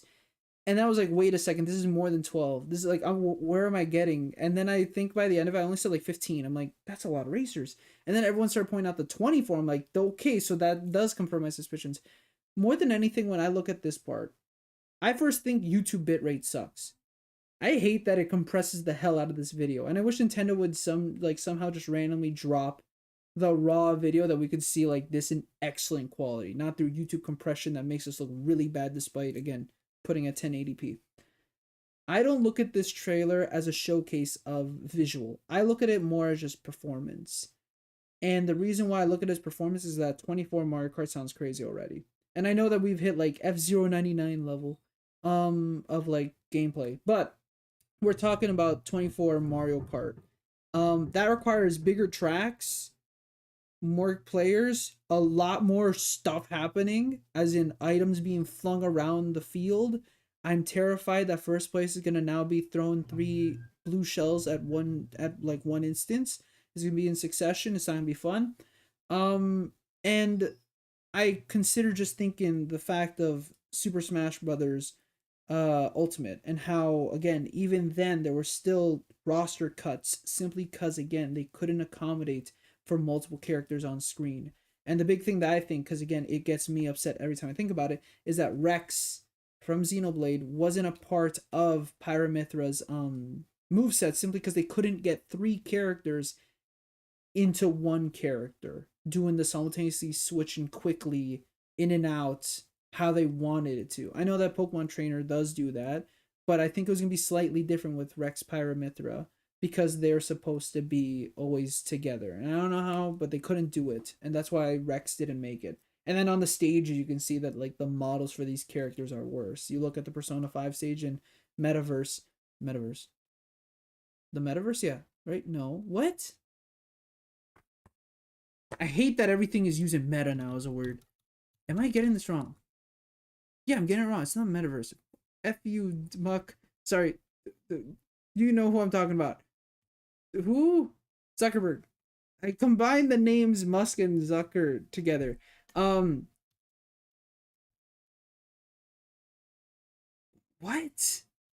How am I forgetting? No, it is the Metaverse. I hate modern technology. What? The Metaverse. In Persona 5. That stage. The models of the Phantom Thieves look not that great. And then you have yeah, the Xenoblade Chronicles with all rest and being on that is what's the oh my god, being on oh no, I'm forgetting your name. I'm so sorry. Starts with an A. No.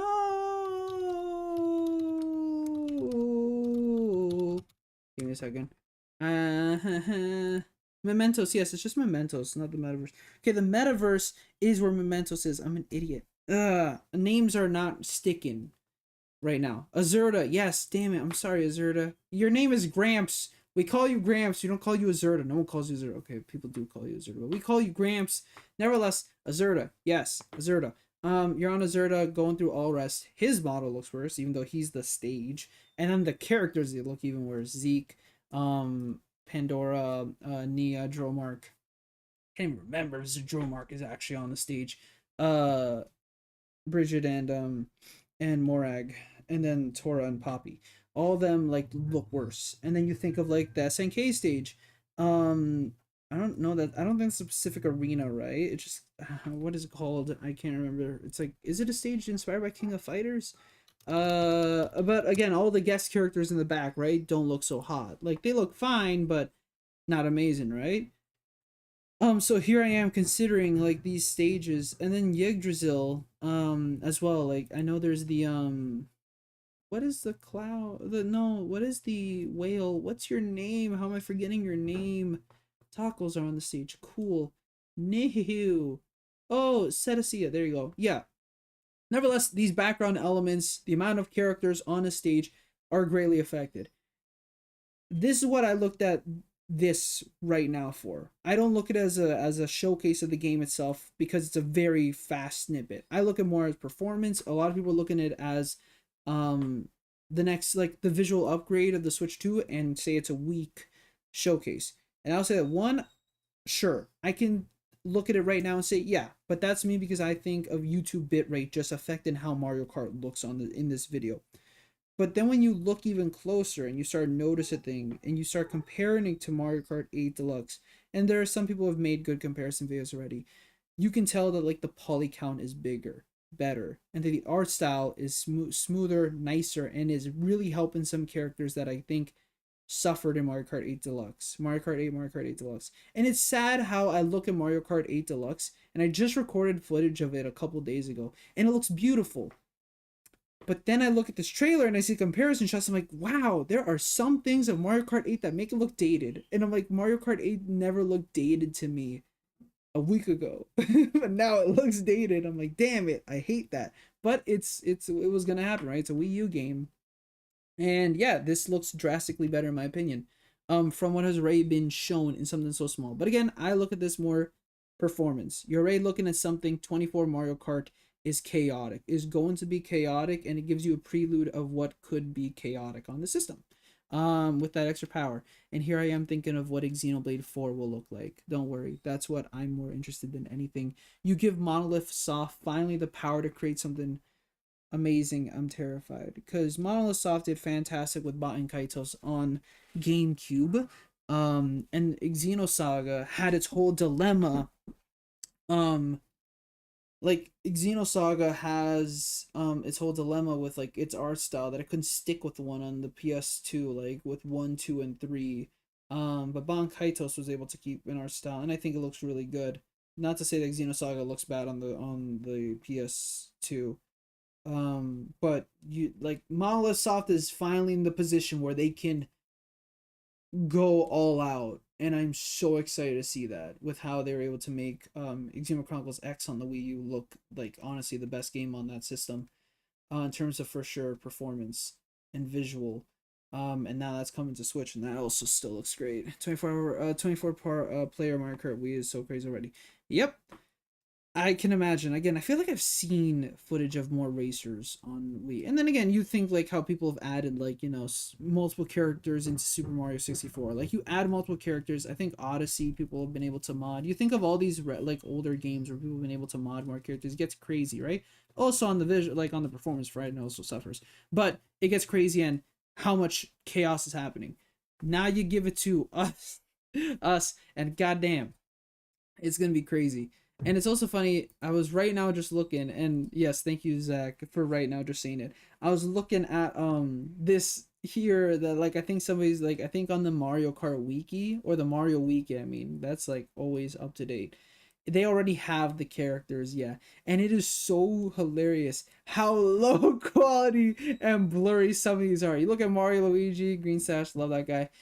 Peach, Bowser, like Yoshi, Toad, Daisy, Rosalina, Donkey Kong, Wario, Koopa Troopa, Pauline, Waluigi, Toadette, Babies. Look, it's when you get into, and then Bowser Jr., and then King Boo, and Birdo. But like the screenshot for Birdo and supposedly Lakitu is so low quality that Birdo, luckily we can tell because again of the whole silhouette theory with art, where like again if you just look at the character and the colors, it should work out. But Lakitu does not look like Lakitu, and I don't believe that's Lakitu. I doubt that's Lakitu. But the rest I can see, and that's the good part. Here, obviously, what you're seeing right now on my screen, yes, you can see obviously Mario, Luigi, Bowser, Princess, Peach. I love like as well. Peach is in her regular princess outfit on a bike, so that's pretty interesting. Maybe you can toggle between costumes. I hope maybe that's a thing you can do now. There's Yoshi. There's I believe that's Toad, Daisy, Rosalina, Wario, Donkey Kong, already. Again, I'm not gonna look at everything. I'm not gonna like pay attention to Mario Kart. It's called Mario Bros. Circuit. It is cool. That's called Mario Bros. Circuit. But I am like, is there? Can I go back slightly? Let me see. This is already the fact they're on the right side, you can go either off road. The left side looks blocked, but I have no idea if they're gonna like go maybe with a Mario Kart Tour idea, that maybe these tracks that by looks of it will be a lot bigger. I don't know if they're going to maybe change throughout as well. Maybe kind of like a Sonic All-Stars Racing Transformed, like how the stage would change every lap basically and make you either go in like on land, in the sky, in water, who knows. Sorry, right now I think someone's doing something in the garage and like you just hear a hammer going. What are they doing down there? I think they're okay. Maybe they're putting something away, I have no idea. And then this is just funny to me as well. Rosalina, I don't get it. Her tires are like not tires and they're not moving, but it's moving like it's like a sleigh, right? Or a snowmobile, I guess. So again, I'm also excited just to see how different the car customization is here. And you can tell that the carts are already detailed more because of like the springs, right? So I feel like we're gonna get more detailed carts, we're gonna get more nicer wheels. I have no idea obviously if we have land or sea. I hope we still do, right? I still hope that we have gravity. I think people have again dissected the hell out of this trailer. You can see again everyone's carts already. People are a lot smaller. And again, I think that's to accommodate again the bigger tracks and the amount of damn people we'll have on these courses. I think that's King Boo in the back right between Yoshi and Peach. Supposedly people are saying that we're gonna go 3D, like sorry, 3D. We're gonna go again anti-gravity because of the canyon in the back, like the whole cliff thingy that's kind of detached. That's also my bird crying. So not only do we hear a hammer in the background, we also hear my bird crying because he's, I think, probably. Oh, so I think the idea, my dad right now is probably in the garage, and we left the bird in the basement because he was with my dad, and now he's kind of by himself, and now he's crying. But he probably flew up to the door, and now that's how he's crying. He knows how to get out. He knows, he's smart, but he chooses not to because he likes to wait. But then if he waits more than 10 minutes, then he starts crying. Okay. However, it's also confusing to me because again, there's a road that's attaching to the canyon in the back. But then again, there could be an anti-gravity type of thing going on there that we just like roll over and then, you know, anti-gravity. That's what I've seen people also say. And it could be a thing. Again, I have no idea how big these damn like tracks are going to be, and it's terrifying, but also cool, but terrifying. I will fume if January doesn't get any DLC characters or boards. It will be it'd be cool if they did, but I feel like, well, they might pump out maybe a like something, an update, but I also think that every developer is now just working on the Switch too. Again, everyone, I think Nintendo is finally at the point where they no longer have much in the vault that they can release, and I will get to that too soon.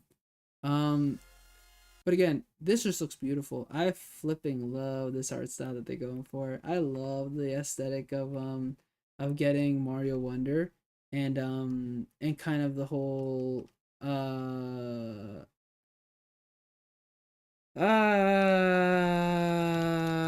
forgetting. Sorry, give me a second. Like kind of the N64 aesthetic. That's what I told to my brother, and then when I looked up that other people were saying the same thing, I got excited. I was like, "Yay! People are making the same observation, right?" Because this just looks so much cleaner.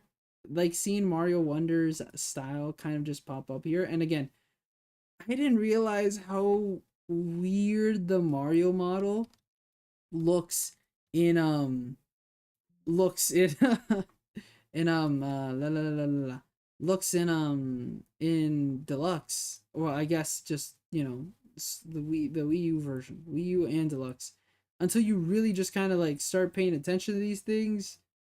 It looks a whole lot better. Everyone in general looks a whole lot better, and Luigi looks so adorable and cute, and also like I'm into it. uh, but yeah, looks so great. But I think, yeah, more than anything, this art style really is like a combination between Nakaue, I think is the name. Shigehisa Nakaue, the guy who is making the current 2D artist for like the Super Mario franchise. Um and Yoichi Kotabe. It's like, I think really a good combination of the two art styles. I know that I think Kotabe hasn't been working on, I don't think he is with Nintendo anymore, right? I think he's doing something else. But nevertheless, I feel like it's a good combination of the two's art styles, and it's kind of just fruitioned into what is going on over here. It just looks beautiful as hell, and I love it. And I can't wait to see like really everything into action and seeing how it's affected other characters, because it's too hard to see how it's affected like Yoshi and like Wario and Waluigi. But like obviously the big effects being Mario, Luigi, I want to say Peach, Bowser, and Donkey Kong, who in the background looks elegant as well. Toad looks the exact same. And then I can't say much about Yoshi. I think he looks the same too. I want to like get this part. I love this. It looks exactly like it got ripped out of the N64 like an old Super Mario 64 like render. I just love how stretchable now it is. Also, I haven't even touched upon again everything about the card itself. This is what I was talking about with the whole like thing about how I just look at it visually. That if you like zoom in, I can't do that unfortunately. But if you just zoom in, everything in the cart just looks cleaner. The tires look so much more cleaner and a lot more like, just, you know, like I don't know, it's just smooth. It doesn't look like it's a bunch of polys like mishmashing together to make a tire. Again, the springs on the side, like the inside of the cart, and then the wheel itself. Look at just Mario Kart 8 and you'll see the wheel, you can see the edges, but here absolutely none. So that's what, again, I just continuously look at it. I just look at this being just kind of more to see visually in terms of performance and just seeing that this, again, this is a Nintendo that can go a little more above and beyond. Who knows how above and beyond? But again, I think that will be shown off obviously come April 2nd. We'll see a lot more than just this, right? And then I want to see, and then there's just Donkey Kong. Donkey Kong, where are you? Muévate, go. And then this is cool too. This also has the magnets. I had to look at this again because I was very confused. But this also has the same idea going on. So people are either going to break their grip day one or not. But it's funny how this doesn't like really go on the sides anymore. It just kind of is like a back plate more than anything. Which is fun just to think of, that it just adds more to the back. Maybe it'll be more like, I don't know how else to say it, but maybe it'll be more satisfying to hold. Because if anything, like the upgrade between the grip to the Pro Controller is extreme. It's really hard for me to go back to the grip. I'm hoping that with the bigger controller and what might be a more, like just a more better design to assist the Joy-Cons, rather than just keep them in place. I don't know, add to the Joy-Cons here. Hopefully the grip is slightly better to use and maybe I'll use it more. I doubt it, but still, if there's a Pro Controller on day one, I'll probably get the Pro Controller. And again, we can probably still use our old Pro Controllers and controllers on the new one. Again, there's the recent charging cradle that came out in October, where I just assume that's going to mean that, like, again, we can't put in our old Joy-Cons onto this Switch 2. Obviously, it's a bigger Switch, so it's too small of the Joy-Cons to actually fit in there. And then it doesn't have the magnets because there's no more rails. So we can probably just connect it wirelessly, like if you were to connect a Wii controller to a Wii U. Or again, if you wanna say, I don't know, the SNES NSO controller, unlike the NES controller that can slide on to the sides for some reason. Can't do that with the SNES controller, right? So yeah, I'm pretty sure you can use your Pro Controller. I'm pretty sure you can use your Joy-Cons. You just can't charge your Joy-Cons on the sides. You have to buy the charging cradle or figure it out. Good luck. And then with the Pro Controller, you're fine. It's USB-C. Go for it. And then you could also use, I guess, the rechargeable Joy-Con grip. Plug it with the USB-C batteries. No, go back. I must see Donkey Kong. Look at this man in the back. He looks adorable and beautiful and just like he was taken out of the movies. Which, again, I'm pretty sure that with the designs of the movie, Nintendo was heavily involved. I don't think it was just like, I don't think it was Illumination making choices, really. I think more than anything, these design choices were kind of, both heads coming together, Illumination, Nintendo's. But I feel like Donkey Kong's change in appearance rather than the retro studio design of the 1990s. They wanted to go back to like the 1980s look. I don't know if it's whether because for nostalgia, maybe for the adults that are bringing their kids to come watch this movie. They wanted to change the design, but I like how it's kind of affecting the games because Donkey Kong still looks huggable and adorable, and I want it. I want a plush of that guy right there. He looks cute as hell. I can't wait to see what Burger King does when they make Burger King Mario Kart 9 toys. I want that one specifically. I will like jump over the counter just to grab okay, I wouldn't do that because the workers don't deserve that. I will respectfully ask specifically for Donkey Kong, and that I'm willing to pay an extra $10 just to get specifically Donkey Kong. I just want Donkey Kong. But yeah, I hope they're also making okay, we don't have to discuss about this, but I'd like to believe that despite the fact that Donkey Kong Country Returns came out 2 days ago, I like to believe that they are making a 3D Donkey Kong, or at least no, yeah, no, a 3D Donkey Kong, and that's the design. I want that. I want to see that really badly. Can you imagine if they made can you imagine if they made a Donkey Kong, like a Donkey Kong 93 with this design? It'd be cool. I like it. Him as the villain. No, I don't really want Donkey Kong like that. I want Donkey Kong because he looks cute and adorable, and I want a plush of him. Luigi, I want. Like, I want the guy.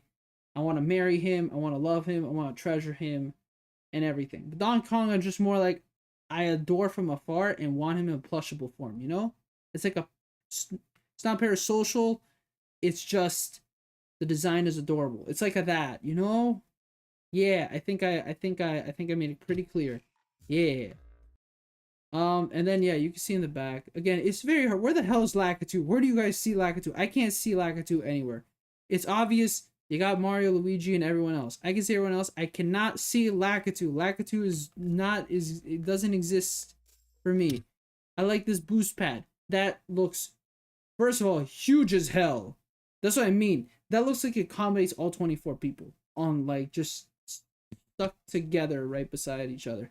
But then the burst flames look nice as well. The effects, for some reason, there is a weird item box thing going on at the Yoshi Diner. I have no idea if that's like a specific item box for the map or if that's to symbolize more. I've heard some people say that that is just the new item box look, but I've seen other people say like, oh, that could be a boost to maintain later. Maybe it's like a nitro fuel thing that you can use later. Basically storing a mushroom, I guess. I don't know. I have no idea. I'm excited to see what it does. I'm excited to see how Nintendo changes up Mario Kart a little bit more this time around, right? Every time there's something new. Obviously, the big thing here is 24-player Mario Kart. That's hectic as hell. Online is going to be fun. However, I have no idea if this is also a part of the idea. I also hope that this means that battle mode will come back and they'll have something like this and it makes it more chaotic. I would like 24 player battle mode. It'll be crazy, hectic, and the balloon count has to be like brought up to 6 rather than like 3. We need more balloons. And then yeah, you can obviously see on the left, right, straight away, it looks like there's more boost pads straight away, but then right before this, they went off-road to the right. There's a right and a left off-road. I'm excited. This also looks like Radiator Springs for some reason. A lot of people have said that. I do like how the mountains in the back look like mushrooms. That's pretty cool. Funny enough, I haven't seen anyone say that. That just came to my mind right now. But I like that. Nevertheless, I'm so happy that Yoshi has a diner. I don't know what the hell that inbox does. There's 3 pathways. I would like to see what happens afterwards, because those 3 pathways might diverge back. But again, divide that 8 by 8 by 8. That's, again, 24 racers, 3 paths, 8 players on each path. It's still chaotic. You're not safe. So again, I'm excited to see what these stages look like. And they seem like they're going to be bigger. And honestly, if bigger stages mean slightly longer, that's okay with me. Because I had a complaint, if you've watched my Nintendo GameCube video, I had the complaint with Pac-Man Rally, but that's because there was still only like 10 racers. They were all slow, and these stages were just long because they were long with a lot of turns. This one, though, if it's long, it has 24 damn players, so the action will never stop.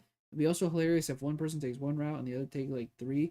The other 23 takes 2 routes, and there's just one solo guy. That's pretty sad, but whatever. It'd be funny. I love Luigi. I love Luigi too.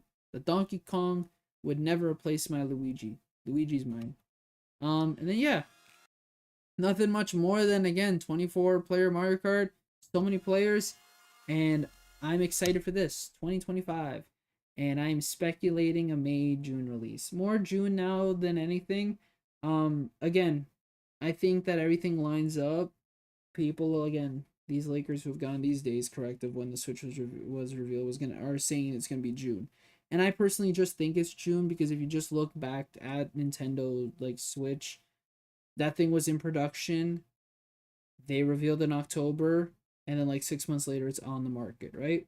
I think the same thing is gonna happen here, where Nintendo 6 months later after reveal, is going to release it to the market. And here they just have to do less work. Nintendo doesn't have really to do anything in terms of telling us what this system does. They just have to tell us how it's different from the Switch 1. And so I believe it'll be a June release. Again, if we just do it based on that, and again the preview events, which again I'm not going to talk too much about. There's nothing much for me to talk about, but those are supposedly finishing at least I think in Seoul. I think Seoul is the last place, or I'm not sure, maybe it's somewhere in Hong Kong. I could be wrong. I don't know if it's South Korea or if it's Hong Kong that has like which one has the final day, but like supposedly like June something. So honestly, I could see this coming out as early as like mid-June, in my opinion. I could be wrong, I could be right, I have no idea. Or it could come out before that, because Nintendo in the first year did preview events like they did for this. And I was able to go to one of them in Toronto. It was so cool. I loved it. And I'll talk a little too about that after. But even after the Switch release, they were still doing events in general. If I remember, like, wasn't there a whole like John Cena commercial that randomly came out saying like John Cena is like in a random cube out in the nowheres, I don't know where, in no man's land, in the desert, and he played a Switch there.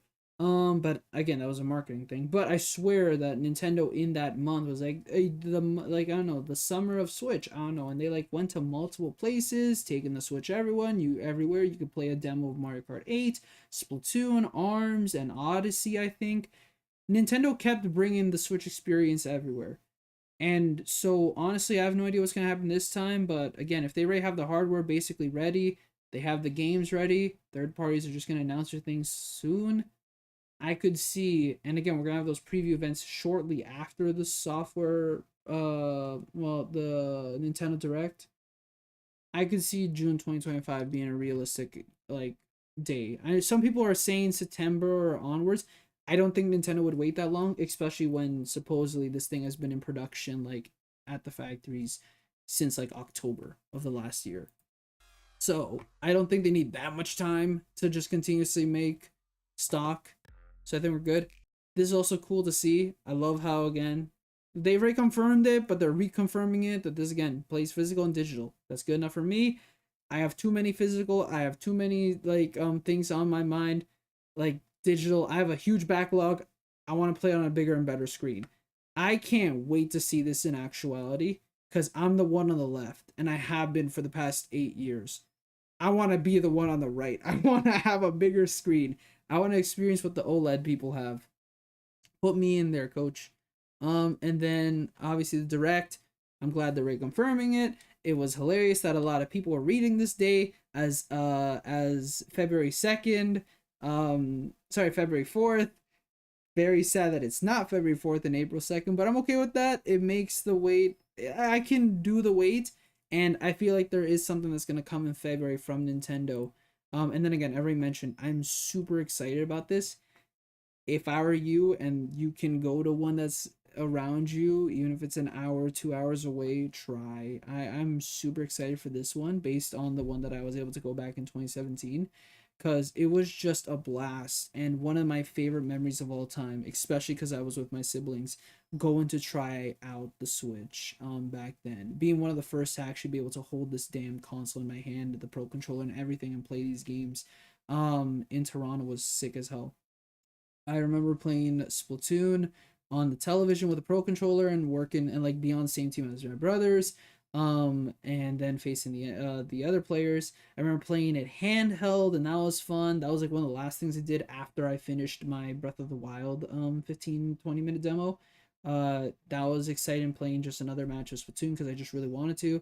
Playing ARMS, playing Mario Kart 8 Deluxe like in a weird makeshift kind of airport, like airplane type of setting with my brother. And then trying out Super Bomberman R, playing Studiopolis with Sonic Mania. It was really cool. And then seeing other games that I didn't get to try. They had ARMS there. I remember playing ARMS with my brother. They had like an Odyssey statue. They didn't really do anything there. I believe Ultra Street Fighter was there. But I'm a lot more excited to see what the hell they have now, because these are going to be after April, and a lot of third parties are going to like reveal stuff over there. And I know it's going to be a bunch of old demos, because we'll speculate in a second. But I'm excited to see what the third-party offerings are going to be this time around. There was also Skylanders Imagineers, I'm pretty sure, at that preview event back in 2017. But it wasn't a lot, right? Third-party wise, it wasn't too much. Nintendo was like, you know, brought again Splatoon and ARMS. That was cool that they brought games that like even come the test fire for Splatoon were different, because I remember differences between I don't forget the Reef or whatever I think it was called. I remember differences from playing it in the January thing and then the March thing and then the final. It was really cool to see those like differences. But thinking how there's gonna be a bunch of third parties. I know they're gonna be old games, but that's perfectly fine. Seeing them run on Switch and then playing them portably is gonna be cool as hell. But I will talk about that in a second. Chinese people on Red Note love Luigi and do cosplays. So are you telling me that I should download the app? Is that what you're trying to convince me by? Download the app for Luigi? I would. Cosplay's cool. But yeah, if you can go to one, try and sign up.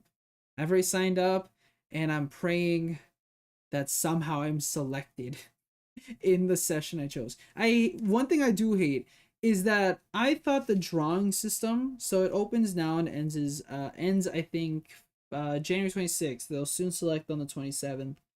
What I dislike is I thought you would just draw and they would then notify you if you got in. And then you would choose your day, choose your time, etc. However, I also understand that's a bad system, because then it's like very first come first serve, and then some people might like a day they can't get or whatever. It kind of sucks though, having to select only one day, and that's the only day you could make it. Right? So for example, there's a session on, I don't know, the 26th, which is Saturday. It's like 3 to 4, and only will have 100 people. That's the only one you can go for. And so mentally, you need to choose the one that has the least amount of people, that gets you the best chance to get selected. But even then, you're not guaranteed. And then if you don't make that one, you can't go for any of the other ones because you can't draw. I hate that you can't really.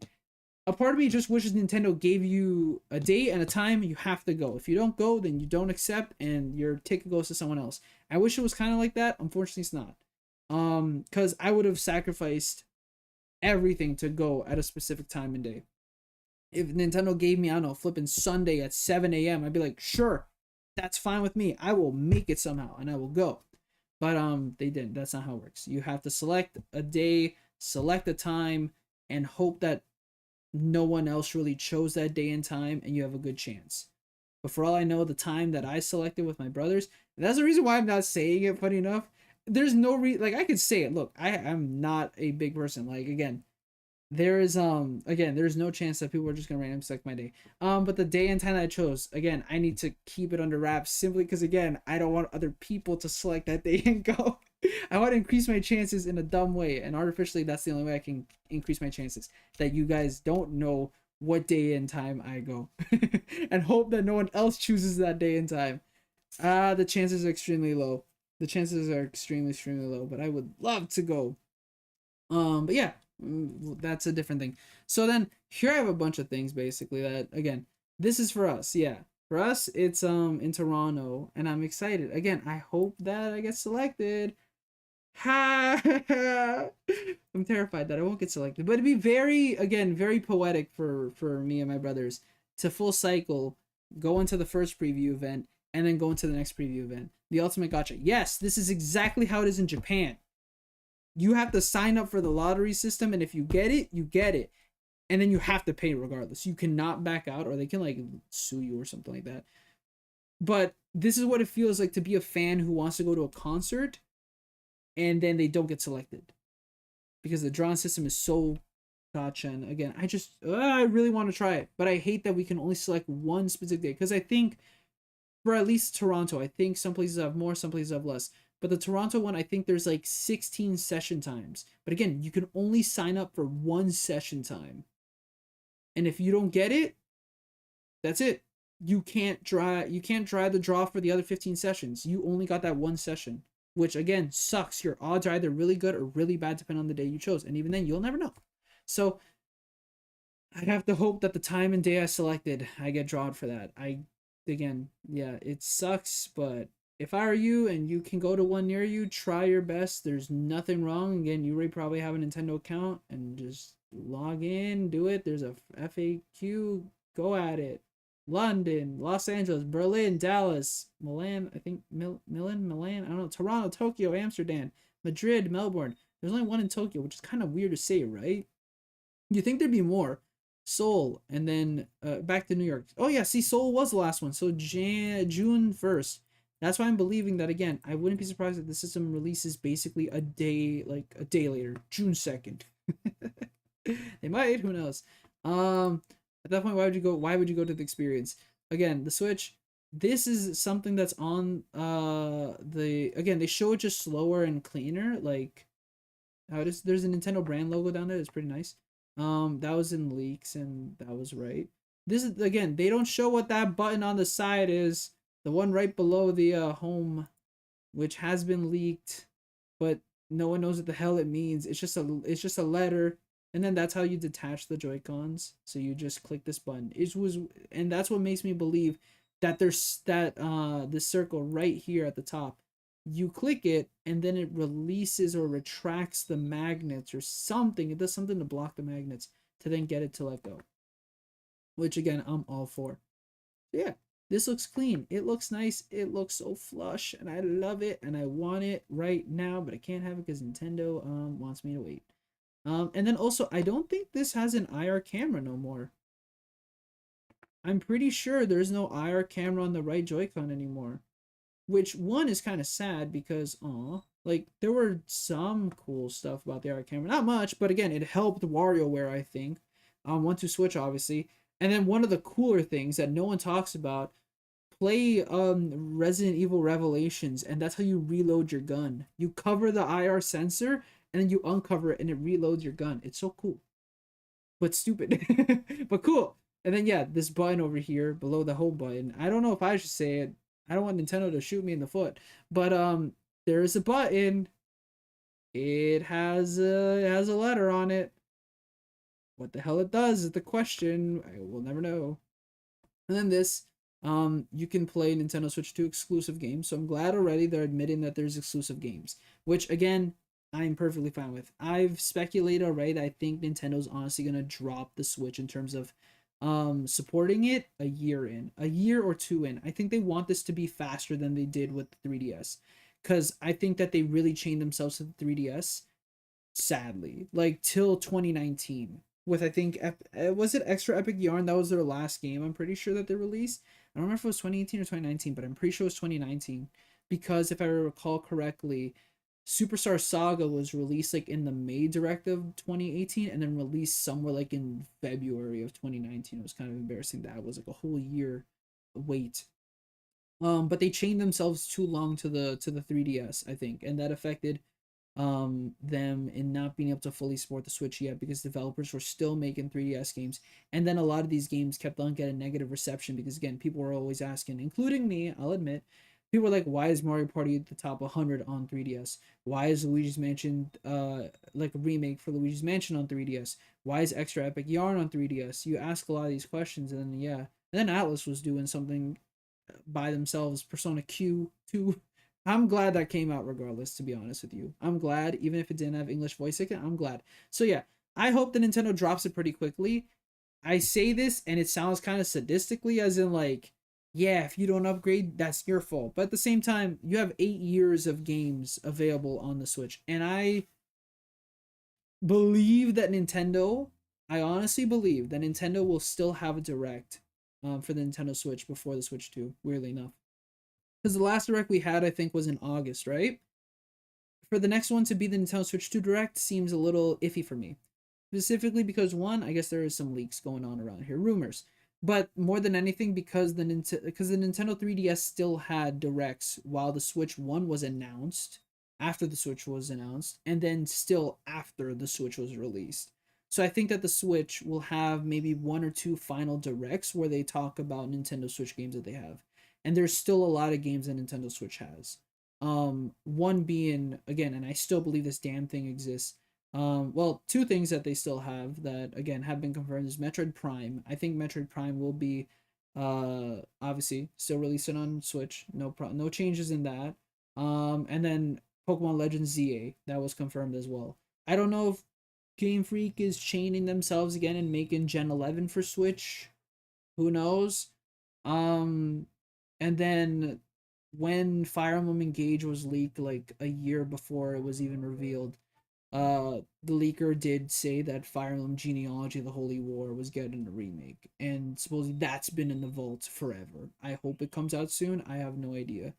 And then there's just rumors of Donkey Kong and rumors of Kirby Planet Robobot. I don't know, and everyone's always speculating that Wind Waker HD and Twilight Princess HD and Yoshi's Woolly World can be released on Switch. So I always think that Nintendo can pad out the first year of Switch 2 as well with like still maintaining Switch games, but this is kind of their swan song out of there. Their escape ticket. Release these ports and remasters and whatever remakes they've had in like vaults in the vault whatever in this first year, maybe spill a little into the first year and a half, I don't know, and then that's it for the Switch. We're gone. And then yeah, Xenoblade Chronicles 3, let's go, it's right there. And then again, I'll speculate a little in a sec. And then yeah, we'll get the direct soon. I'm excited. I want the direct. Oh yeah, no, I want to also speak to this. I've seen people like fear mongering the fact that it says certain Nintendo Switch games may not be supported on or fully compatible with Switch 2. And I don't know why people are like afraid of that when simply like you also have the Wii U where it says like with almost all Wii games and accessories, and then with the 3DS almost all existing Nintendo DS and DSi games, and then you just go down and it just says select DS games that use accessories in the Game Boy Advance slot of the DS systems are not compatible with the 3DS system, which you couldn't even do with the DSi. So like you just have to think of games without the IR camera. So again, once you switch, you can probably just play 23 of the 24 games. You just can't play the one where you eat a sandwich. I imagine there's something with WarioWare, maybe. One of the micro games don't work because you have to use the IR sensor. Oh no, you can't boot up what is it, night watch camera or whatever on the Switch eShop because that only used the IR camera. And then Ring Fit Adventure. I like to believe they might make a Ring Fit Adventure 2, simply because Ring Fit Adventure was like very successful, right? It's like I think in the top 10 best selling Switch games of all time.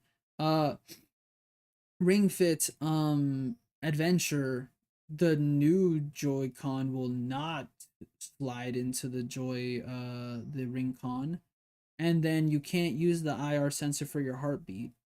But again, if you can just use your previous Joy-Con and connect wirelessly, then you can play Ring Fit without any problems on your new Switch too. But again, I have no idea. Maybe they want to release a new Ring Con peripheral, but again, the IR sensor means no more heartbeat, right? Not Night Watch camera. I know, right? It's so sad. Though there is oh shoot, I'm just realizing, is there one more game? There's a game I can't remember. It's damn it, I can't remember. No. Let me see. Nope. Nope. Nope. No. You use a cardboard box. It's a game where like you have to just use I don't know, you have to do something. Give me a second. Nintendo Labo, that too as well. Sorry, that's not what I'm thinking, but yes, Nintendo Labo, like you can't use the VR headset anymore. So that means, oh no, you can't access the VR mode where you watch CPUs fight in Smash Ultimate, or you can't use it in Mario Odyssey or Breath of the Wild. That's one thing. Oh no. And probably anything that uses the Joy-Cons, like the one that you know, the one that's the cart with the handles, the steering with the handles, that's kind of like a motorcycle or like a dirt bike, I guess. You can't use that as well because the Joy-Cons don't fit in that. So, oh no. I'm trying to think. There is a game that I'm trying to think. What is it? it's like it's a very dumb concept of a game, but it I think uses the IR camera weirdly enough completely. I just can't remember what it's called. I know that the only reason why I know this game exists is because of Good Vibes Gaming. And John Cartwright likes to make videos about the randomest things, and he did a video on this dumb cardboard box game that I think, yeah, this one. What is it called? I'm sorry, I'm right now like grabbing the video. I don't want to play audio of the actual game. Bruce Bruce and Box? Is that what it's called? Does that use the IR camera? Sorry. Bruce and Box. Or is that more a mini game played with cardboard? With a cardboard. I can't tell. Sorry, let me like I'm going to pop this up and we're gonna look at this on YouTube. I can't remember.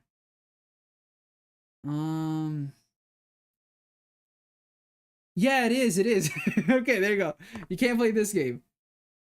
Let me see. It's on stream. Yeah, can't play this game. Is this Bruce and Box? So tonight I lost a bet and everything was taken, even my clothes. All I have is a cardboard box I found on the street.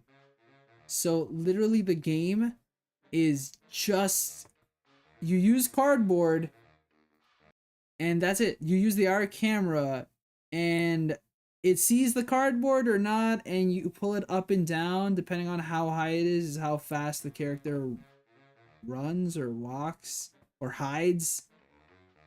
It's creative, I'll give him that. and a little funny. But yeah, you have to use the IR camera for that. So you can't play Bruce and Box. Oh no. Now you know this game exists too as well. But yeah, there you go. Those are like some games you can't play, right? What the yes is this game? It's a great game. I don't know what you're talking about. It's the most intuitive game ever. Go watch Good Vibes Gaming's video on it. It's funny.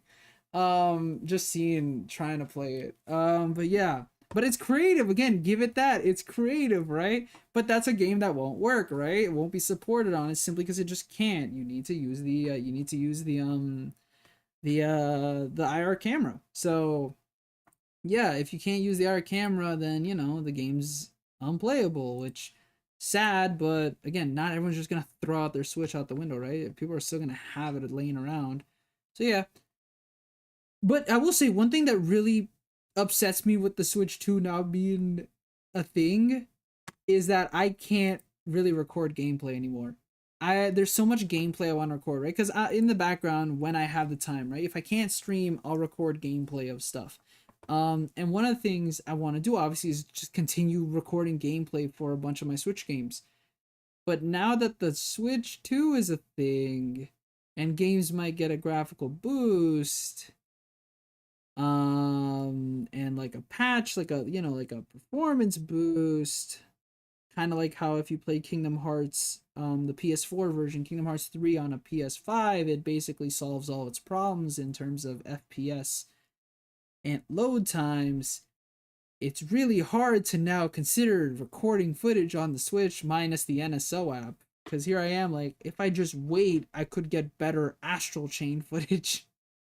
So here I am stuck. Now you get to make one of those comparison videos. Yay! No. Well, okay, well, I don't like, I hate, look, I don't want to take an idea, but I know that, like, again, Scott the Woz did that whole video about next gen, like next gen versus old gen, and like he compared something like Metal Gear 5, right, between PS3 and PS4, right? And he did a whole video. He looked at Wolfenstein, FIFA games, and all that. It would kind of be fun to try and stylize it like that, because I know you could just make a cut and dry. Here's a comparison between the two games. Have fun, but it'd also be fun to kind of make it the whole edu entertainment type of thing going on. That maybe. Thank you for the idea, Miku. But I don't know. But yes, I could, but at the same time, I don't think I fully want to. That's all I can say. Simply because, again, it would require effort. First of all, it would require time. I have to record footage of games. But then crazy. But I like the idea. I don't want to outright discount it. I'll say that. I don't want to outright discount it for sure. Also here, possibly I had like a microphone thingy. Who knows? Right beside the game card. I have no idea what the hell this hole is. It's very confusing.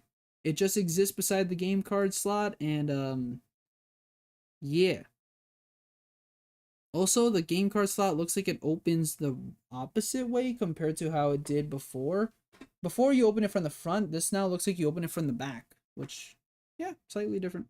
But there is that microphone thingy. I think I don't know. It's a dumb hole. What do you put? Do you put a quarter in there? I don't know. Scott the Wild, if you like the anime, yeah, that's what I'm striving for. I say this as I've probably recorded footage for a couple of RPGs. That's my goal. Again, one of my goals. I told you I want to record a lot more stuff like that. Wii U gamepad mic, yay!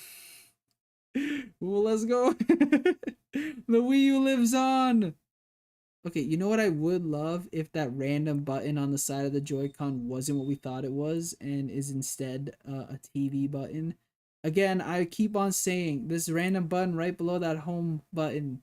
I want it to be the home button, the TV remote button. I still use my Wii U gamepad just to turn on my television because I like it more than using my regular controller for my TV. It's just more satisfying. I loved using it so much back then. And then yeah. Please Nintendo, take me. And then yeah, again there's this whole thing going on here. The days. Not much. Donkey Kong Country. Did you guys know that came out? You guys should get Donkey Kong Country. I considered it. I didn't. But it's there. Yeah, I guess. What else? And then I was thinking just the fact that with this, I kind of want to more speculate, obviously, with the Switch 2 Direct, because that's a thing. More than anything, I have no idea how it's going to go. I don't know if Nintendo's going to keep it really traditional, like they're going to just go Nintendo Direct. Here is just games. Have at it. But on the other hand, I keep thinking it's going to be like half of it is going to be showing the system. And when I say like showing the system, I think just making the comparisons between the two. The Switch and the Switch 2, as in what's new and different, and then what has been added. So obviously I think they're going to focus on the Joy-Cons and the system itself, like the new kickstand, the new ventilation system. You now have USB charging at the top. Game cards are loaded like this. The Joy-Cons now connect magnetically. Wow. There's this, blah, blah, blah, right? Just making simple comparisons. But then we get into like then we get into the newer stuff, right? Like what is been added, right? We have a bigger screen. We have that button below the home button. The comparison between the UIs. I hope that Nintendo, now with more RAM and everything, will use it to let me have themes. But at the same time, I'm okay without having themes if it means that more power goes towards the games. If it does, it does. If not, okay. Nevertheless, please just make the eShop run a little bit nicer. I kind of like how the PS5 has it going. It's faster in that capacity. However, there's still some things about the PS5 UI just pees me off because the menu's sometimes confusing to navigate or slow. Especially downloads for some reason. I don't know why accessing the downloads, like sometimes just updates just break. I'm like, why? Okay, getting back to it.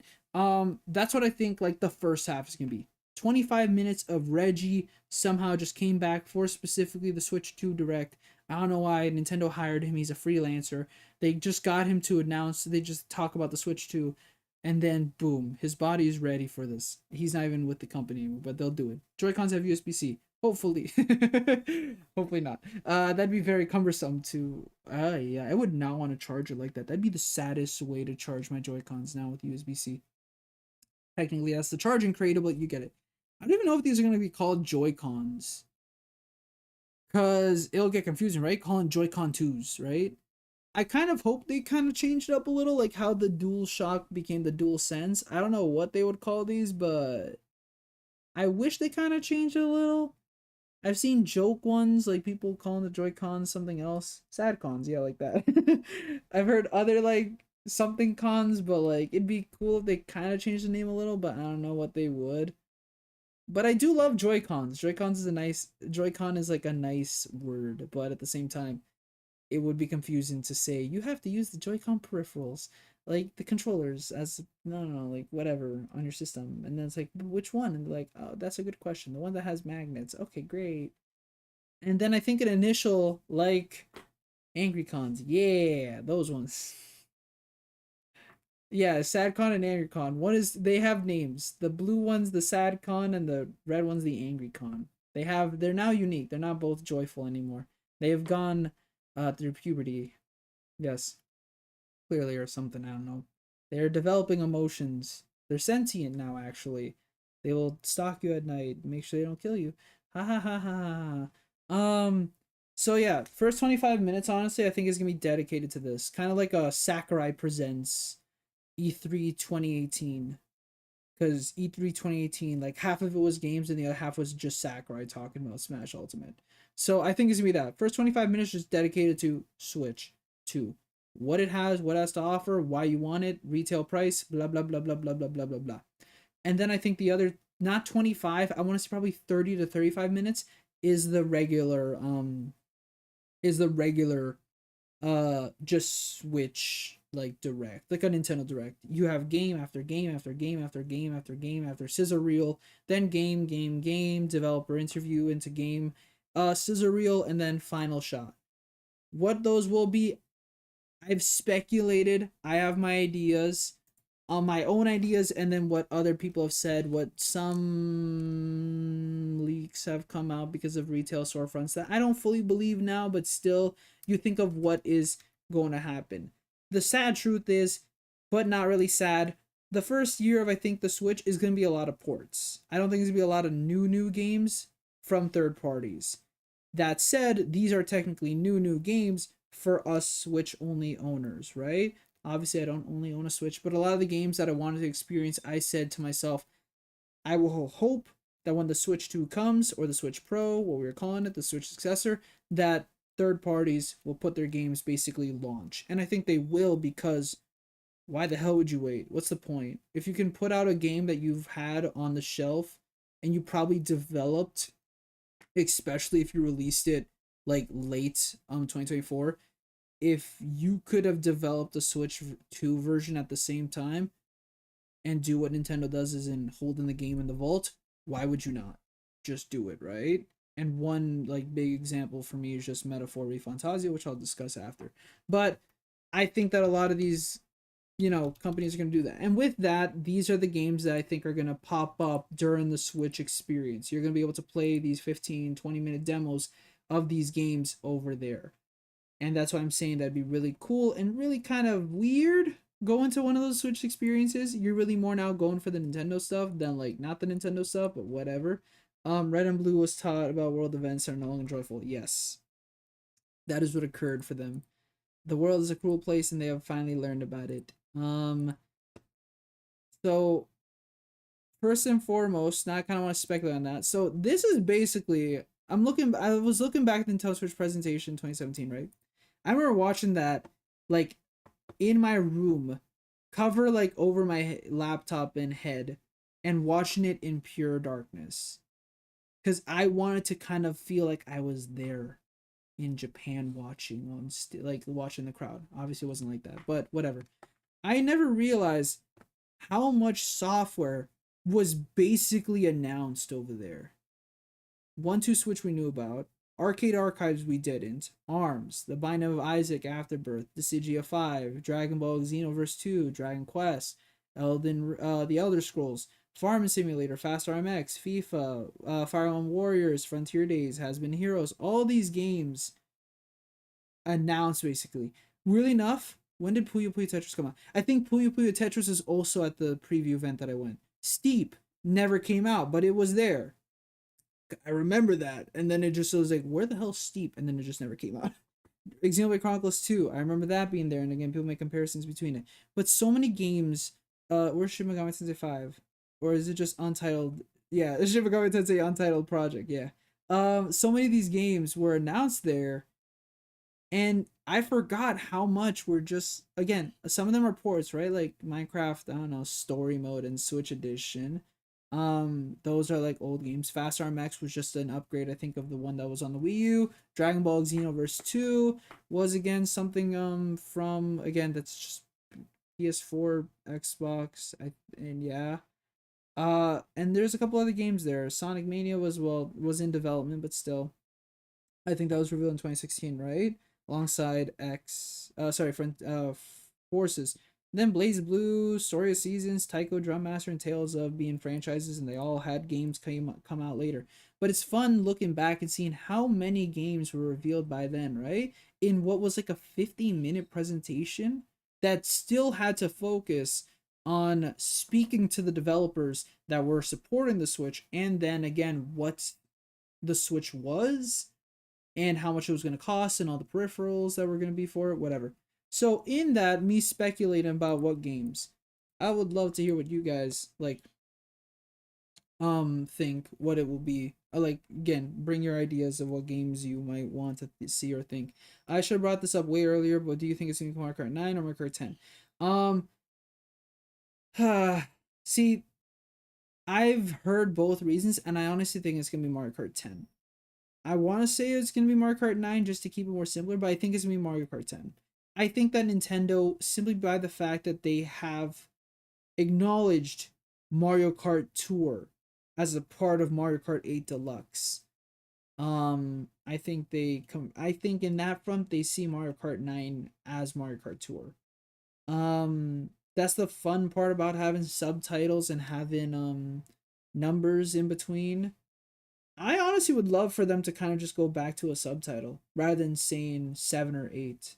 Because 7 or 8 is the only ones that had it. Everything else has had a fun title, right? Obviously, Super Mario Kart to start off, then Mario Kart 64, then we had Super Circuit, then Double Dash, Wii, Wii, and then it went. I know Wii is a simple type, but whatever.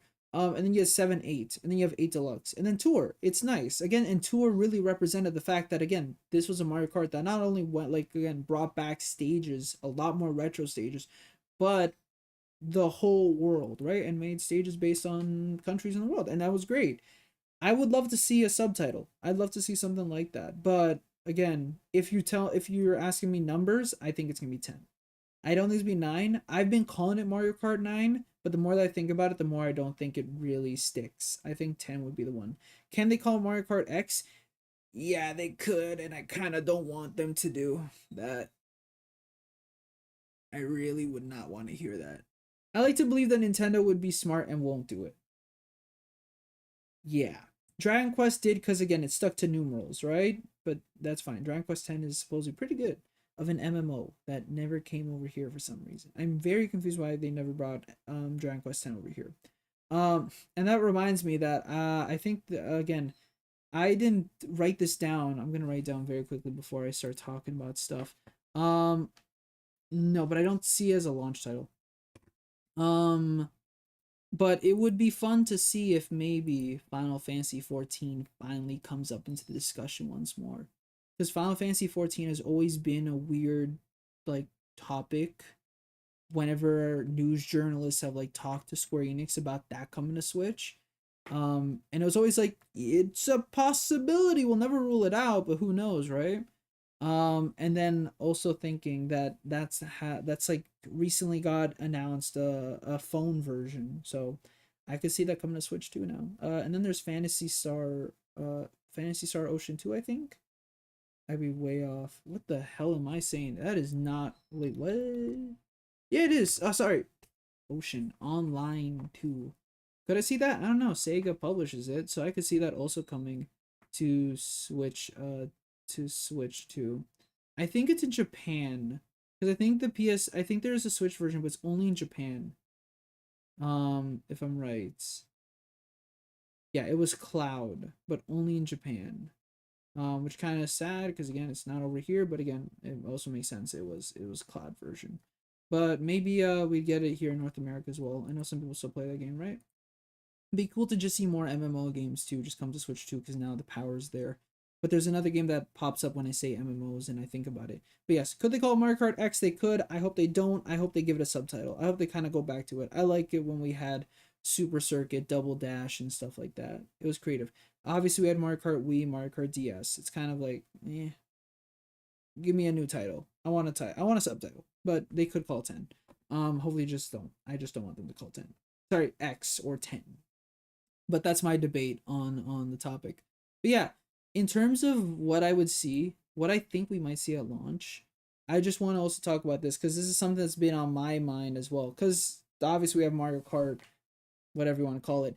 10, sure. I'd be very surprised if that wasn't a launch title for it to be the first thing that we see with the system. It's like Breath of the Wild being the first thing we saw with the system, right? And then with the Wii U, like one of the first things you see is like a new Super Mario Brothers Wii type of thing.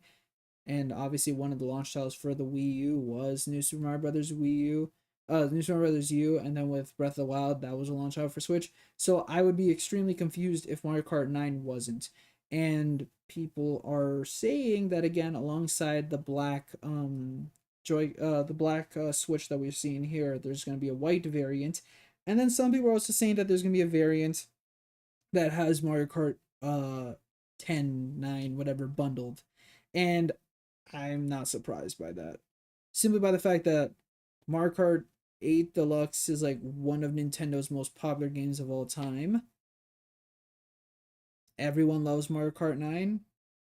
Arguably, it is the system seller because it kept on popping up every single Black Friday with the new console, either the Switch, the OLED, never with the Lite, I think, but still, it kept on coming back. And so, honestly, I don't see a world where it's not a limited edition at the start. It'd be strange for Nintendo to already have a pack-in like type of bundle like array at launch, but at the same time, I could see it. They love doing it with Mario Kart 8 Deluxe. Mario Kart 9 could easily get one. It's just a slightly more expensive Switch simply because, again, it's not a pack-in. You have to pay for it.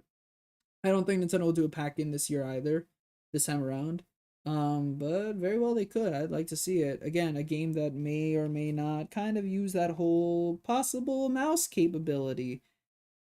The only game that I could think possibly works with that is if we want to get very creative, I'd love to see Nintendo try Kirby, like a Kirby Mass Attack or a Kirby Canvas Curse type of thing. I'd buy that. That uses the mouse. It's like a small tech demo that kind of just shows off the mouse capabilities, but with a game like that. But very well, I think more than anything, everyone's thinking something like Mario Maker 3, which would be really cool to see at the start. And hopefully they would add way more game styles. But I could see it. It'd be really cool. That was a common complaint with Mario Maker 2 compared to Mario Maker 1. We had the touchpad. We obviously technically had that with with Mario Maker 2, but it was a lot more difficult with the controller and then docking it out. Yeah, not the most funnest when you're then playing the level, right? To edit it and then have to play it handheld. For some people, right? Some people just like playing the Switch only docked. Some people don't like playing it handheld because the Joy-Cons are too small or whatever. Hopefully the Switch 2 basically kind of rectifies that, but still, I think people want to play it in television mode and just, just go in that direction. And then I honestly believe that Metroid Prime 4 Beyond is going to be the Breath of the Wild for this, for the thing. I think that Prime 4 is going to have a separate enhanced version for the Switch 2. I want to believe that simply because I think that's kind of what happened with Breath of the Wild. I don't think that Nintendo's going to have a 3D Legend of Zelda to have at the start. They just came out of doing Tears of the Kingdom. They have to up that somehow. And they will. And then they already have Echoes of Wisdom, right? I don't think they're going to have a 2D Zelda ready already. So I honestly think that Metroid Prime 4 would be a really good option to really have that comparison of which version is better. You have better load times with 4 Beyond, and then again, resolution bumps, characters look a whole lot better on the Switch 2 than on the Switch. That trailer for Metroid Prime 4 looks beautiful, but I think it'll look even more beautiful on the Switch 2. So that's my belief, that it'll be a launch title. It'll just be made into a launch title arbitrarily. Maybe it could release in May, I don't know, but then they're going to be like, could we push it back a little bit just so we can have it ready for Switch 2? And they'll be like, yeah, sure, I guess, why not? You're the boss, right? It's gonna be like those Burger King Xbox games where there's 7 versions for each console on the same game card for some reason. Yes, they could do that. I forgot. Yes, that is still a thing. Very weird that Burger King did that. I think I was Burger King like the only one that did that. Where again, I know that technically that's what happens with the PS5, but you have to download the digital edition. Um, and that also has raised the debate. I don't know what Nintendo's gonna do because again, there's the whole thing that happened at GDC last year where developers behind closed doors got to see like the Matrix demo running on a Switch 2 which was on PS5 and Xbox Series, right? And it struggles on that system. So I have no idea how it works on the Switch 2. And then there was supposedly a Breath of the Wild 4K 60 FPS seamless load times as a demonstration. I have no idea if those will actually be released to the public or if those will be patches made. I don't know what Nintendo's approach will be. I forgot. I should add music back. Reflect. Come back to me. Go. We could put music. There's no more audio coming. We're not watching the video. I forgot to do this for the longest time. I'm so sorry. I just realized like I've been talking into the void the whole time, but that's okay. I like talking into the void. Thank you so much for listening to me, chat. Whether you're lurking or you're chatting, I greatly appreciate your existence. You're a beautiful person. Don't ever forget that. Yeah, I don't know what Nintendo wants to do. I don't know if they're gonna release just patches for these games. 8 years worth of games that they'd have to release patches. If they're not gonna do anything and you just kind of have to just hope that there is a resolution and performance boost, like sure, or some games are just gonna unlock it, because I know like Paper Mario Thousand Year Door I think has like a 60 FPS or like a 4K type of thing going on that isn't enabled on the regular Switch but might be on the Switch 2, right? I have no idea. Maybe they'll do enhanced versions. Maybe they'll find an excuse to sell you Breath of the Wild again for $79.99 simply because again it's a better version. I have no idea. We'll see that with the Switch 2 Direct. But it's very well in the possibility, or again, it'll be like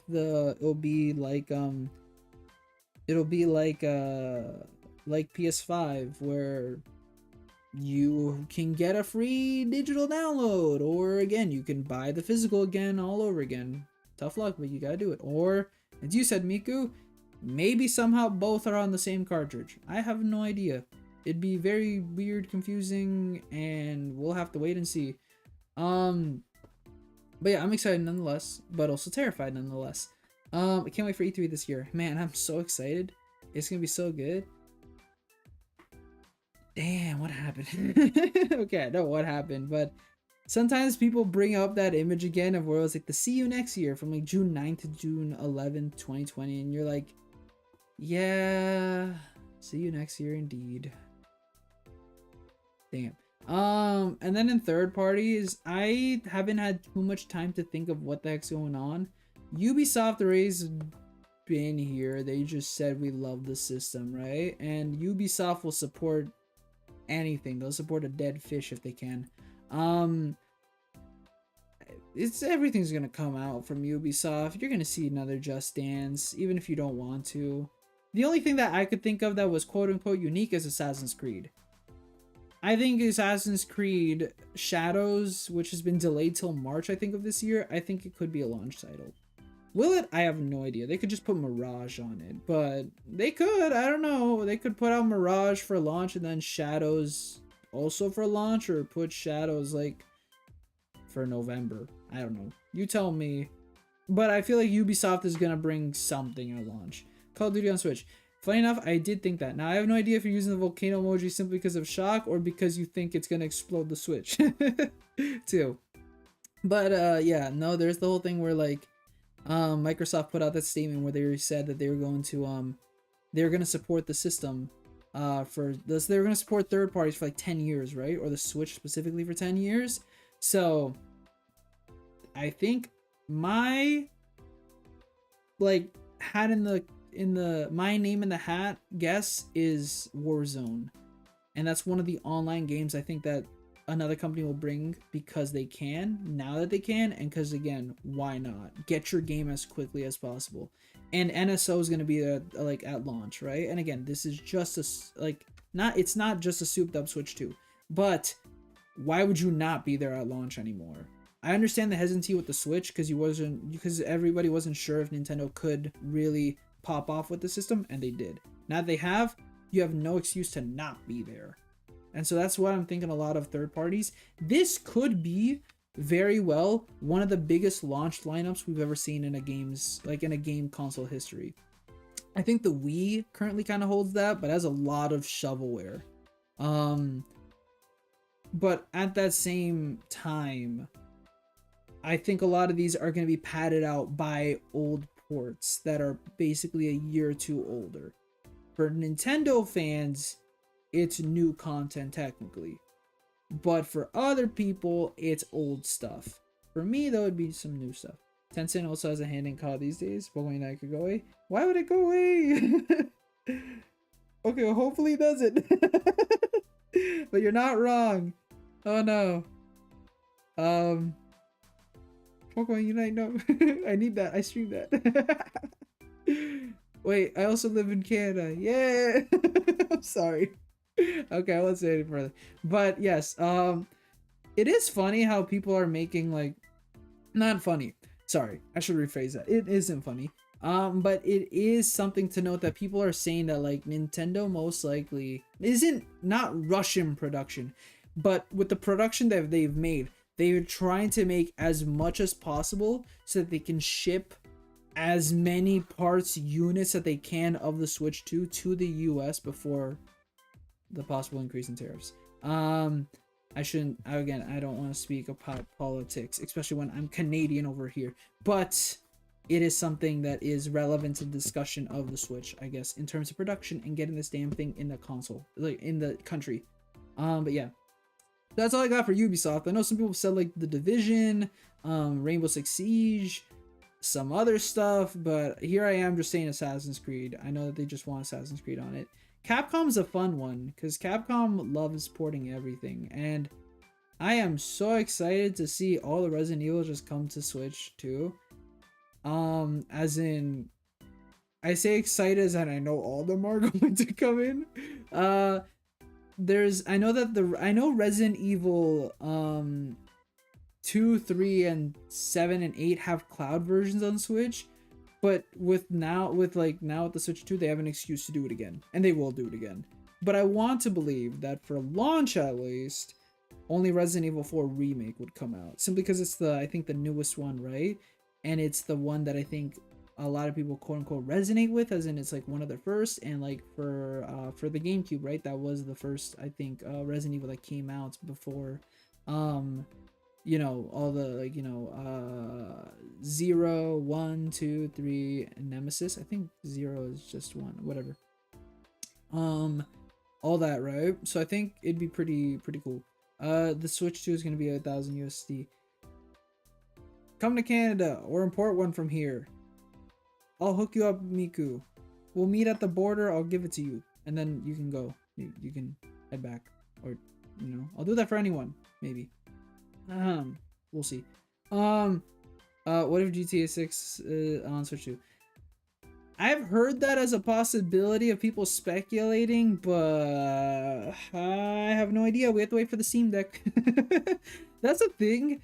Right now, the baseline is if the game is available on PS4 or if it runs on Steam Deck. If it runs on Steam Deck, there's a chance. If it's on PS4, there's an obvious chance. Like, if it's on PS4, you're good. The game can be on Switch too. If it's on Steam Deck, there's a chance. That's how I've kind of taken it. GTA 5 can definitely run on Switch too. GTA 5 can definitely run on the Switch. It's a flipping Xbox 360 game. They just never put it over there because it's too huge. I think that was the whole idea. I don't know if the rumors are true, but I swear back then there were discussions of GTA 5 getting on the Switch. It just didn't, because like Rockstar, I think, wanted more capacity for like the Switch. Base Switch, I think, like just internal storage, but they just couldn't, right? So they stuck with the 32, and then they were like, we can't. Like, we just can't.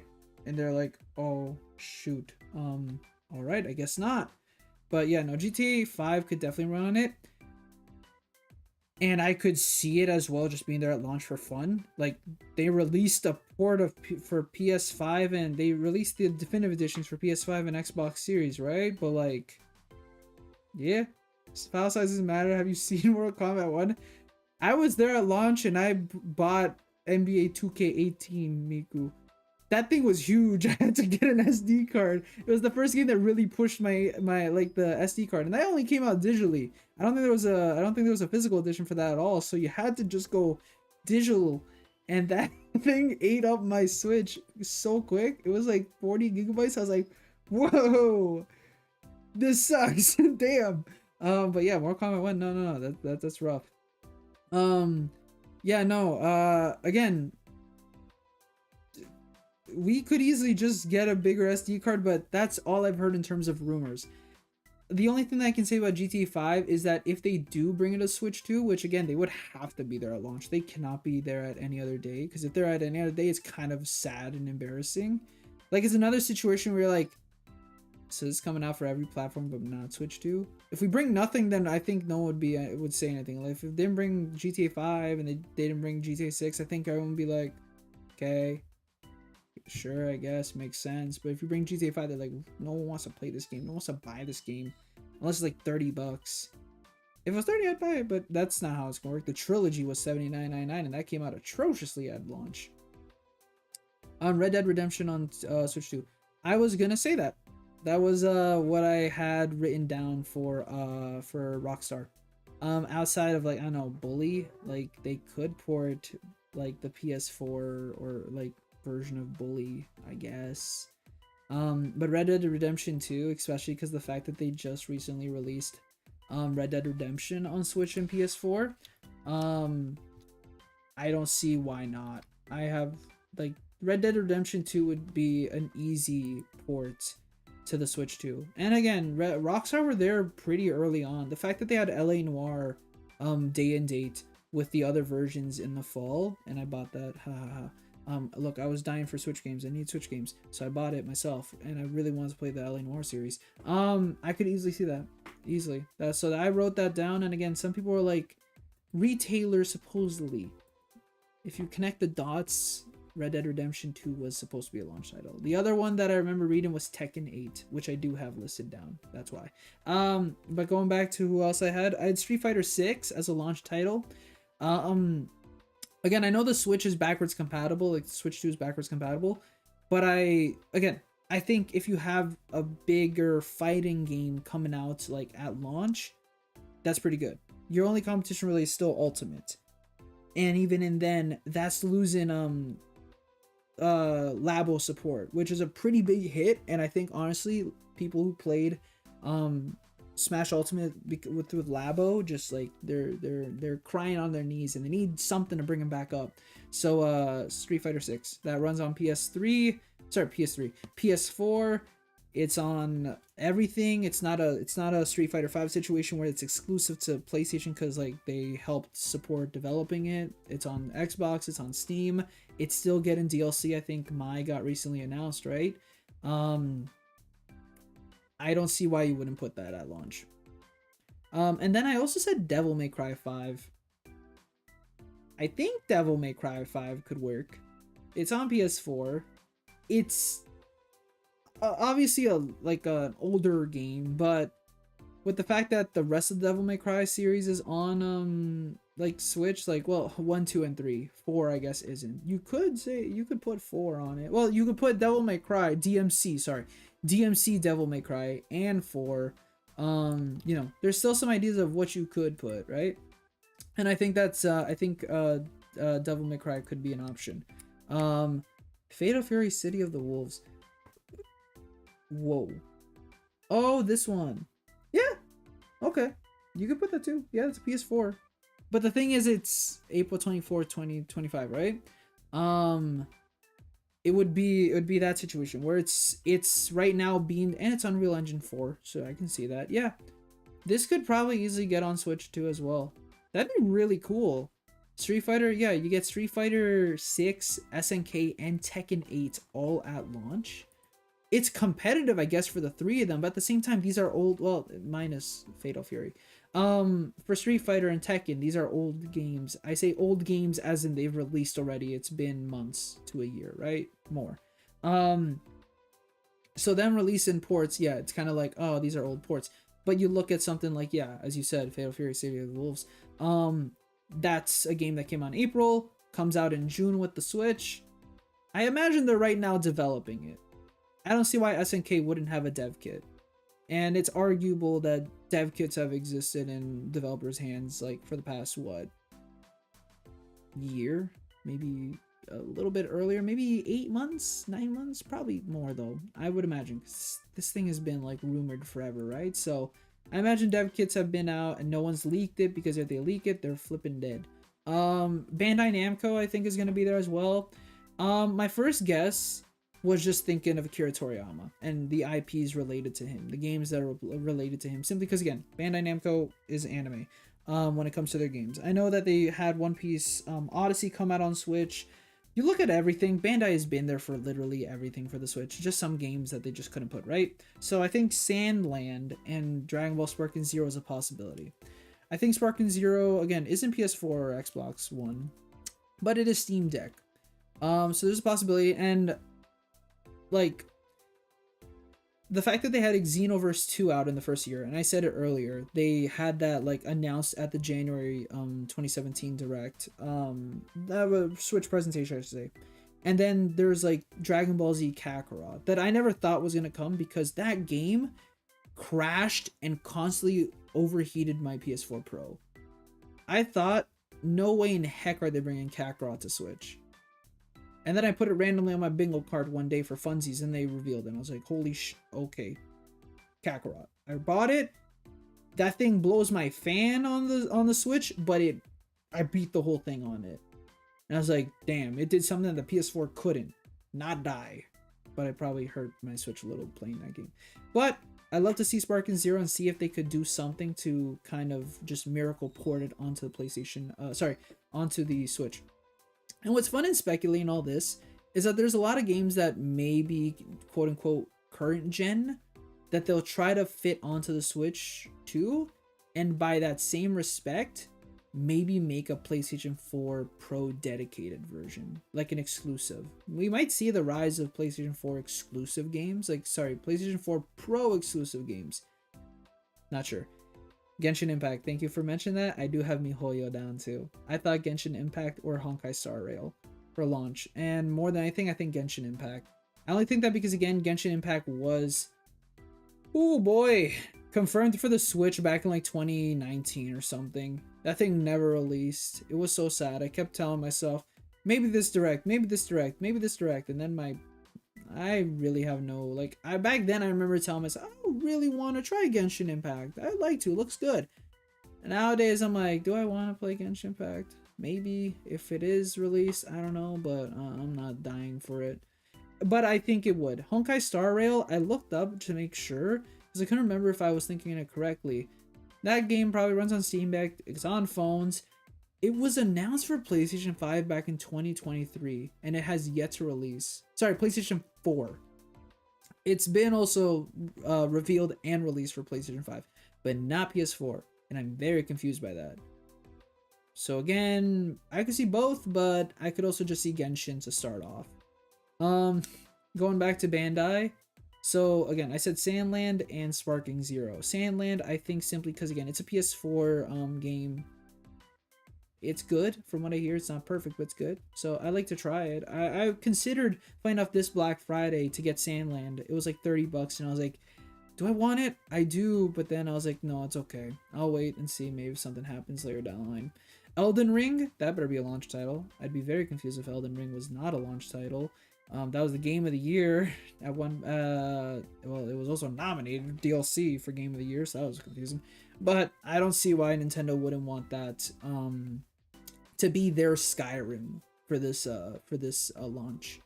They didn't have Skyrim for launch, obviously, but I could for sure see Elden Ring right there at launch. And I'd buy it. I'd buy it because, again, people say that it's so good, and I would really like to try it. Infinity Nikki, or Nikki, That one recently released, right? Yeah.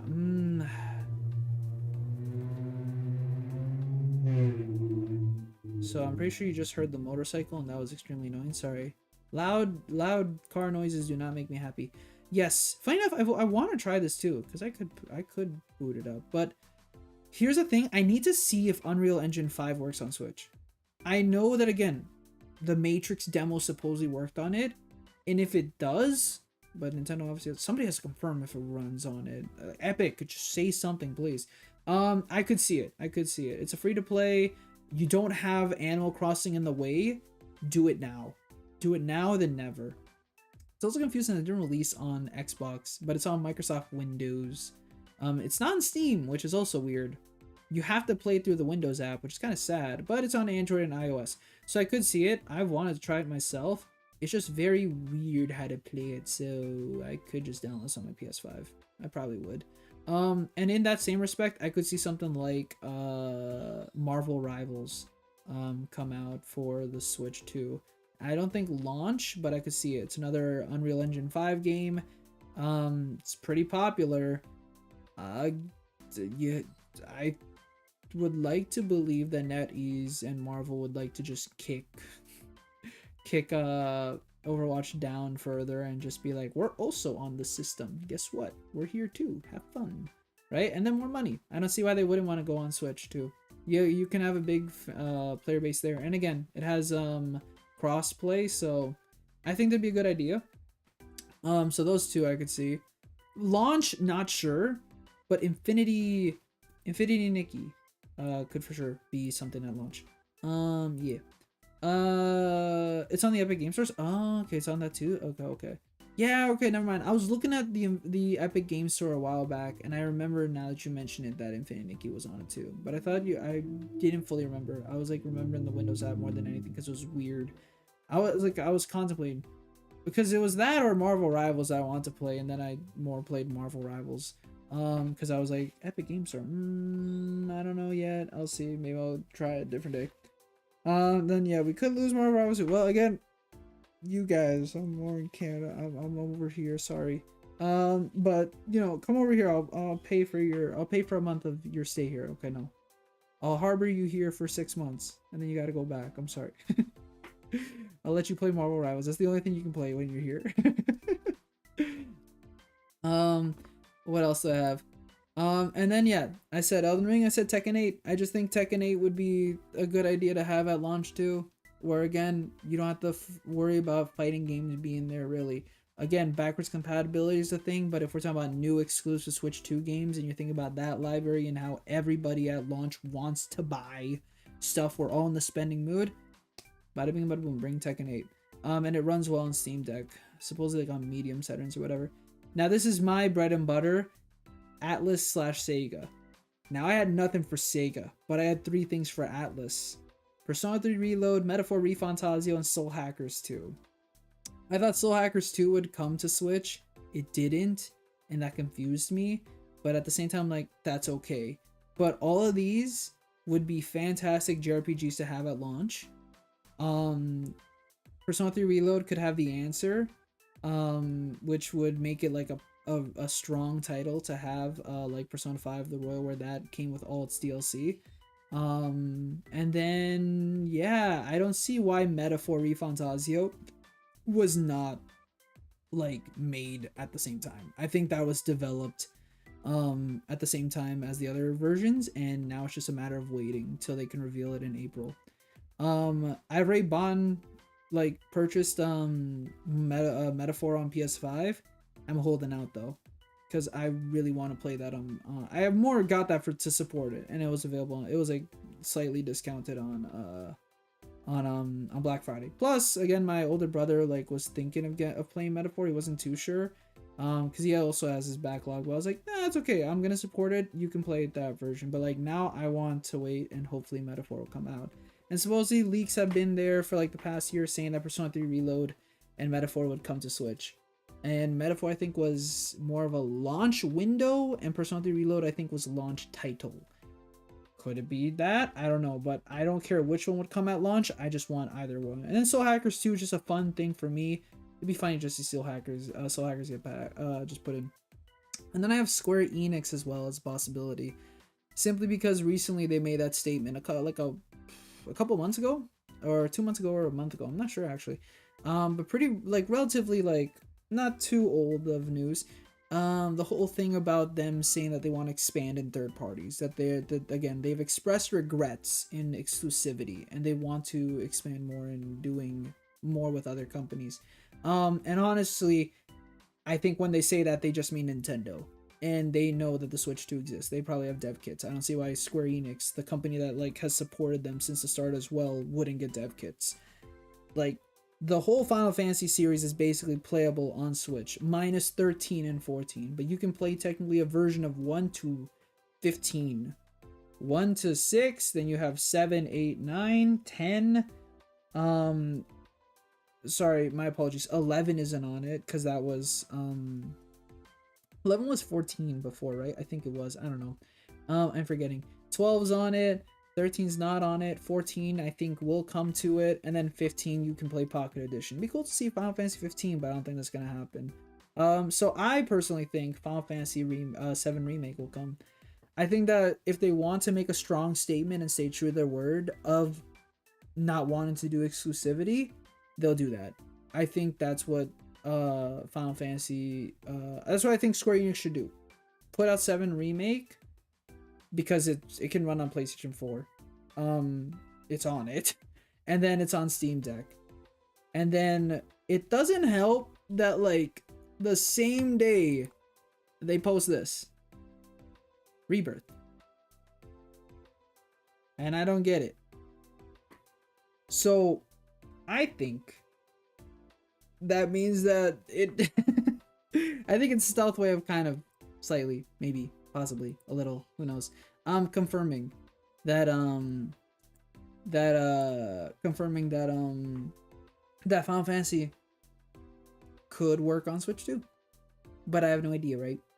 But it'd be cool, very cool, and I think that's the best thing they could do. And then I've considered things that Square Enix could do, but again, it's a lot of rumors, so I'm not gonna like go into that territory.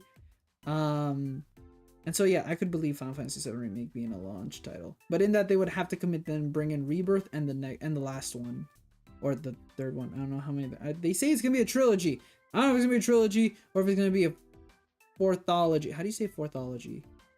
Quadology. I don't know. You help me out here. Been at least 2 years, Skeleton Box and I haven't committed crimes against ClaesAzure rules, and we still haven't gotten YouTube mod. Bringing up YouTube mod means you broke the rule. Technically, it does. Now you think about it. Well, more than anything, the reason why, again, like, I haven't really thought of getting any new mods is because, one, nothing really hasn't happened. Luckily, like, these streams, I've been able to regulate these streams a bit more. Because, like, things that have happened, I've kind of just made them go away in a sense.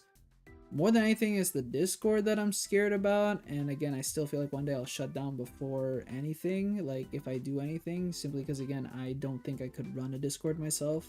I could see a fan server replacing me.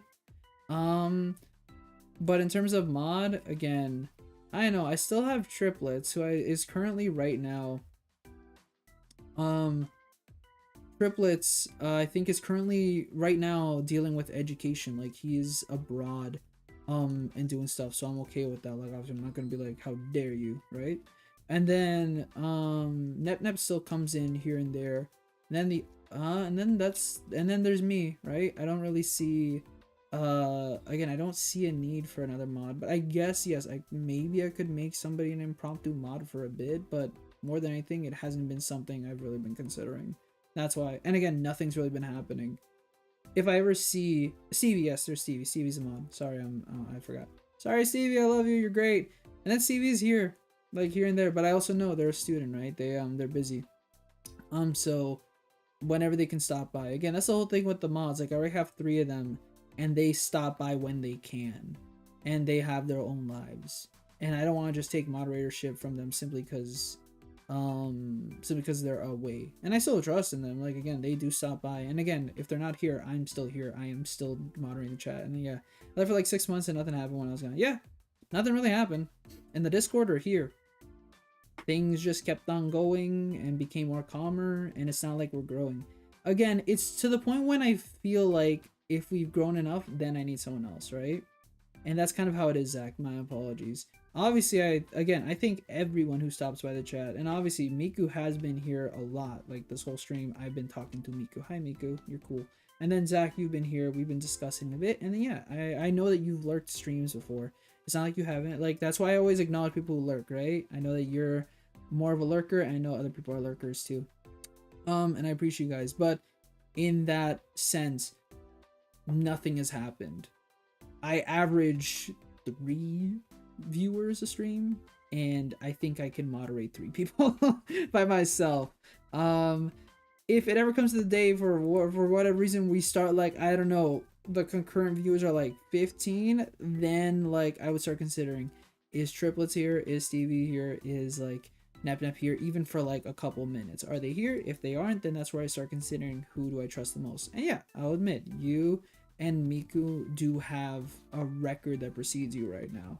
And in that, yeah, you guys would be viable candidates for moderatorship. I would have to interview you guys and figure that out, but still.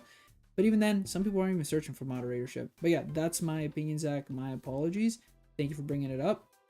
But that's kind of my piece. And I don't, like, yeah, that's really it. And again, I've been gone for a while. My first thought isn't who do I make moderator. My first thought is just getting back into this and then seeing where I go from there. Right, it's only the 2nd stream of the new year. And funny enough, I don't think we're doing ranked Splatoon. I thought we were, but we're not. Maybe we'll do it tomorrow for like 2 hours. I don't mind doing a shorter stream tomorrow, actually. And then on top, like, of doing the Monday stream. But yeah. And then again, I've had a moderator who broke rules, and I got them off of doing moderator. So don't worry, you guys are good in the books right now. And yes, if the time comes where I think I need a moderator, a new one, or maybe 2, you guys would be in the running for that, right? Honestly, you should just do chat and chill streams more often. It feels relaxing to catch up on everything. Oh, okay. Again, this is fun, being able to just talk about this, right? Specifically the Switch 2. But yeah, I'd like to do more. But that's also why we dedicate, like, I don't know, like 30 to an hour minutes per stream talking, right? Because it's also fun just doing that. And then we play a game, and then even then we still chat. And then sometimes, you know, I play Power Wash Simulator, and we're still chatting. But yeah, I can see for sure. And one day I hope to bring back watch-alongs, because I love doing those. Some of my favorite memories on stream is still doing the watch-alongs and watching, like, movies with you guys, right? It was very chill. But yeah, no, for sure. I like to do just more chat and chill streams. And yeah, maybe again, when the time comes, when I have more time and I'm not dedicating, like, my whole being to teaching, yeah, I could find a day where instead of doing like a 3 to 4 hour dedicated like gaming stream, I could just do an hour 32 hour random chat stream. Maybe in the morning, maybe at night, I don't know. Again, there's so many ideas I'd love to go with streaming. I just know it's not realistic right now, because then I'd be killing myself with like exhaustion. I don't want to like hit that roadblock and then fall out of love with streaming, right? At the end of the day, I have to also learn, like, you know, consider I'm human. If I push myself too much, something's gonna fall out of love, and I don't want anything to fall out of love. So I'm going to continue kind of just easing back into it and working from there. But yeah, I could do like a 2-hour ranked Splatoon stream. I have to change the thumbnail now, but I could do like a 2-hour. I don't mind. Maybe do some Sam run. Again, I wouldn't want to go too far. I'd probably want to keep it like 2 hours, 2 hours 30 of just a little Splatoon. And then I'm thinking Monday, I was thinking of Yoshi's Woolly World or Paper Mario, and getting those out of the way, because we have to get those out of the way and Hollow Knight out of the way. Once we get those out of the way, we're good. And then I can go back to some of the other games again. Now I can like go back to Mario and stuff. So what was the last thing I wanted to bring up? Because I think, yeah, Final Fantasy, Square Enix. Oh, Epic Games. The only thing I can think about is Fortnite. And if you talked to me 6 or 7 years ago, I would have told you I cared. I don't really care now. However, I care about the kids, and they deserve better Fortnite. It is so sad Um, it is so sad that it is so sad that Fortnite right now runs like at 15 FPS on Switch. And I think that Epic would be really smart in saying, here, have an enhanced version that makes it completely better. We're using the Switch 2 to its fullest potential to give you a 60 FPS, 1080, maybe 1440p experience. Have at it, go have fun, rule the world, whatever. I hope they would do that for the kids, but I don't know, you tell me. It's Epic's cash cow, they should do it. Tomorrow, that's when the Switch 3 comes out. Oh my god, my favorite console, the Switch 3. It's wasted potential though. They didn't call it the new Nintendo Switch 2. I was really hoping for that, or the Super Nintendo Switch 2, or the Nintendo Switch 2 Pro. I don't get it. Why would they call it the Switch 3? It's so generic and dumb and no one likes this. It's stupid. But I'm excited on this. I'm gonna buy it, but I'm angry at Nintendo for not being Nintendo. Sunday's a great time for a stream now that I'm no longer panic downloading every TikTok on my For You page. Sounds good. We will for sure do that. Again, Sundays do seem like a better day for me because today, again, I wake up at 8 and then I wake up at 8 because I want to eat and then like kind of like enjoy myself before I have to start supervising like tutoring sessions and doing like a lot of typing. And then after that it's 12 and like usually I could just get the report out of the way and just get that like handed in at night and then like again be with family because again it's usually very tight when it comes to like Saturdays for me, but I do it because again Saturday and Sunday is the only days I got, so I'm like I gotta try to hit both. But this week I can be like I can hit one and then do Monday because that's a break day, but whatever. So yeah, Epic Games, do a Fortnite enhanced version. Not that hard, I think. Just try. And then Xbox, do the damn same with Minecraft. How the hell did we mess that up? But then again, supposedly the Bedrock edition on consoles is just really bad, which I don't get how. So I think that Microsoft should maybe go talk to Mojang, have a little meeting, you know, discuss a little and be like, let's maybe make the Switch version actually stable frame rate. I don't know. I don't know. My Wii U version was pretty good, but that wasn't Bedrock, so I don't know how that works. And then people are like speculating that with next week, because I think this week, I guess. Next week. The new week starts on Monday, right? That's how I consider it. Monday to Sunday, whatever. People are talking about whatchamacallit? Also, it is very sad that TikTok is gonna a lot of content's gonna disappear for a little there. Well, I say a little in hoping that they would bring back TikTok, but at the same time, yeah, that there's a problem, right? Unfortunately, I can't say for certain, but it's sad how there's gonna be a lot of TikToks that are just gonna disappear off the internet because again, that's going away in the US. But so some people have speculated of what Microsoft's plans are for the future. And Microsoft, I think out of the big three, and really I shouldn't be saying I think, it basically is, Microsoft's the only one that I think has strongly been doing porting to other consoles. Microsoft isn't really afraid anymore to put out their heavy hitters on PS5 or Switch. When I say heavy hitters, I shouldn't say maybe not heavy hitters, but like good ones. Like the fact that Ori and the Will-O-Wisp and Blind Forest like are all on Switch and I think PS5. You got Cuphead, you got I think Pentiment, I think it's what's called. Hi-Fi Rush is on PS5. You got these games that are pretty good and successful.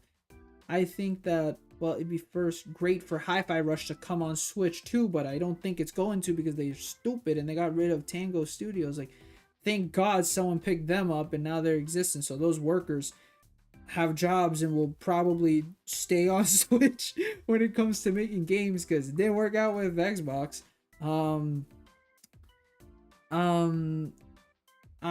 Supposedly people are saying that stuff like Flight Simulator, Microsoft Flight Simulator and Master Chief Collection will be heading on to other platforms, which I could see, but at the same time I don't know. Again, I think anyone says that. I think anyone would say that Xbox has the weakest, like, not offerings per se, but has the weakest momentum in this whole race of the big three. I think that it's still, and has been since the Xbox 360, a kind of like Nintendo versus PlayStation, or just PlayStation in the lead. With the Wii U era, sure, I'll give it to Xbox. By default, they had to be in second place because we were with the Wii U. But when you think about it, the 3DS was doing fantastic. But come back with the Switch, no. Xbox isn't really in that race. I know there's a lot of players on Xbox, and again, I hope their console that they love and support still lives on, but if you were to ask me, yeah, which one of the big three would fall out of the race the earliest, it would be Microsoft. So I think the best thing they do is just build more of their fan base on other consoles, kind of like Sega.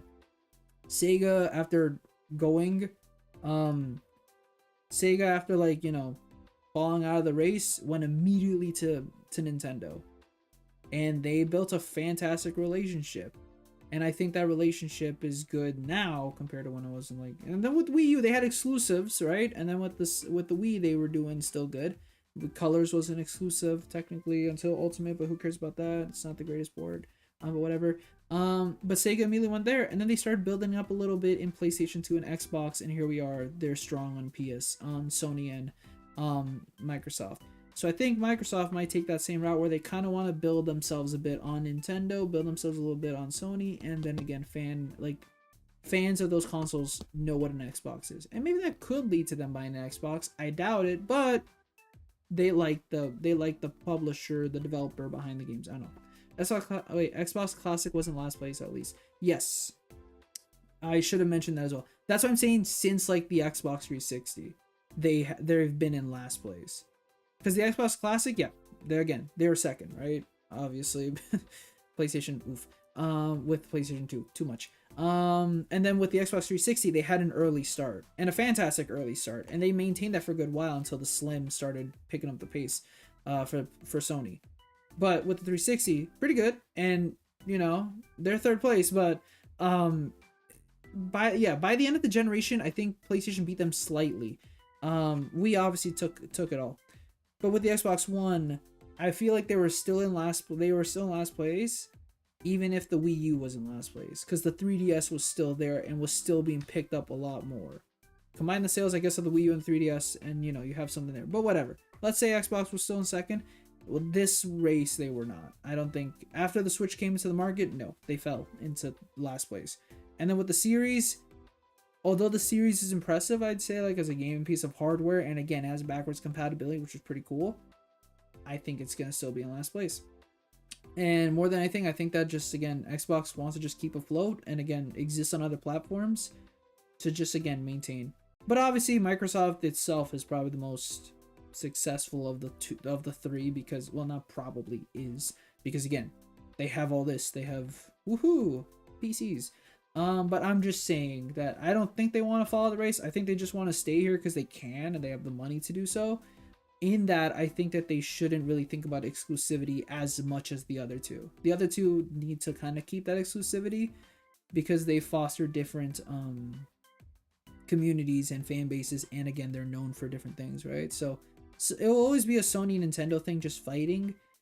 Microsoft's just here for the ride, and I think to just solidify that more, just get on other consoles. And they keep on buying developers that existed on other platforms and still want to work on these other platforms. So, like, you're not just gonna say no, right? So you can't tell Blizzard to stop. So the Xbox was the juicy gamer data user for my just okay. Yes. So again, do that. Go get some more juicy gamer data on Nintendo and Sony fans, because it might do something. I don't know. And then, yeah, I already said Call of Duty Warzone, I think, is a possibility for a launch title, release an online game. Kind of competes with Fortnite, but it's Call of Duty, who knows? And again, they did promise like a 10-year thing for Call of Duty because they kept on buying shit. So, yeah. That is currently my list of stuff. I think that when it comes to first party, it's hard for me to say. I think that Nintendo will have a regular Nintendo Direct, and by default, a bunch of games that are quote-unquote new for Nintendo Switch will be backwards compatible for Switch too. I don't think we're going to see Legend ZA get an enhanced version like Metroid Prime 4 Beyond, simply because Game Freak is funny. They did it with Black 2. Like, they supported this. They supported the Game Boy going into the DS, and then they supported the DS going into the 3DS. And then they supported the 3DS going into the Switch. So I think Game Freak is just stuck in the past a little when it comes to it. So it takes them an extra year or two to catch up. So I don't think ZA is going to get an enhanced version like Prime 4 Beyond would. I think it's backwards compatible. It runs better. Thank God, finally. That a Pokemon game runs stable frame rate. And yeah. And then, yeah, I got Mario Kart 10 simply because it was shown off, and then Prime 4 Beyond because I honestly believe that they could make that into a launch title to just show it off, right? And then any other games might get enhanced editions. But again, when I say the supposed Genealogy of the Holy War remake for Fire Emblem, or Wind Waker HD and Twilight Princess HD, I could see those again just being backwards compatible. They're slightly better in some way. Have at it, right? But then for third parties, I could see an Assassin's Creed, I could see a Resident Evil, a Street Fighter, I could see a Sparking Zero, I could see an Elden Ring, a Tekken 8, a Persona 3 Reload, a Final Fantasy 7 remake, I could see Genshin finally coming to Switch, goddamn. I could see Red Dead Redemption, Fortnite, and Call of Duty Warzone. Those are like the big ones I see. And then there's going to be some indies there. Maybe Silk Song finally, probably not. God damn. Remember that? Silk Song has the funniest thing, a Nintendo Treehouse segment where they show off the game. And it still hasn't had anything since. I wish they would really communicate. And then I think of Deltarune and how that has still chapters like 3 to 5. I don't know if they plan on making more chapters, right? I don't think that's going to release for the Switch, like Switch 2 as a launch title, but I could see, yeah, that's going to be a backwards compatible situation when that finally releases too. So yeah, that's basically my thoughts on the Switch 2 in general. That was a long discussion, 3 hours. Wow. Look at that, guys. God dang, I speak a lot, and now I'm not gonna play Splatoon because I thought we were gonna end like in 2 hours and then be able to play Splatoon for like an hour to pad out the time of the stream. That didn't happen at all. So never mind. We'll play Splatoon maybe tomorrow. Worst case scenario, I boot up Marvel Rivals in the Discord. If I'm feeling like it, I could. Would I? I could, but I don't want to when I think about it. The thing is, I don't like playing Marvel Rivals and other people watching me. I want to play kind of Marvel Rivals on my own because I'm really bad. Okay, I'm doing okay in competitive, but I really would not want to. Marvel Rivals is Overwatch with a lot less baggage. Oh yeah, a lot less. Oh yeah. And all I'm gonna say is, I don't know which of the two is gonna come out on top entirely, but I'm pretty sure Marvel Rivals is doing fantastic right now. It feels like it's doing fantastic, and I kind of feel like a sucker for buying like Overwatch on Switch. I remember being hyped for that, playing it for like 10 hours, and then being like, I'm gonna play that game tomorrow, and then I never did, and then I stopped and I never played it again. And since then, it now has an Overwatch 2. It's literally nothing but just Overwatch with more characters and a battle pass that's not fun. And I think they brought back 6v6, or is it still 5v5? Nevertheless, 6v6 is the way to go. I like my composition being 2 tanks, 2 DPSs, and 2 healers. Or sometimes 1 tank, 3 healers, 2 DPSs. Rarely 1 tank, 3 DPSs, 2 healers, because usually 3 DPSs is too much because one of them like have some trouble. And yeah, it's hard when I'm the tank. I'm always a tank. I don't play DPS. I can't simply because like no one wants to play tank. So I've just become a tank main. Tank main is fun. Woohoo! Play Doctor Strange, play Penny. That's all we do. They got announced Overwatch 3 when Marvel Rivals does too well. So what you're saying by season 2? Supposedly Marvel Rivals gonna like release a character a month, every like month and a half mathematically, and the Marvel Comics has like over 4,000 characters, so this game's gonna run on for a good amount of years, man. I'm scared. How many years is that? Too many.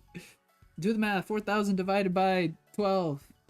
Or not. 4,000 divided by more like 9? Because again, it's 1. 4,000 divided by like 8? Let's try that. That's a multiple. 500 years. Woo! We're gonna be dead. And the original developers are gonna be dead. And everyone's gonna be dead. And this game's gonna be just a... Wow, I don't know. Overwatch 99. By then, releases by Nintendo as an NSO thing too, because they have to do it now because it was like a deal that they made that no one by the year whatever Nintendo has trademarked 99, copyrighted it, trademarked it, whatever, and no one's allowed to use it, so they have to collaborate with Nintendo to make Overwatch 99. Yep, it's gonna be so good. Damn. I remember being excited for Overwatch 2 once upon a time. That's so sad that it fell, like, it... I don't want to say fell off as a word. Like, I don't want to say it as a phrase.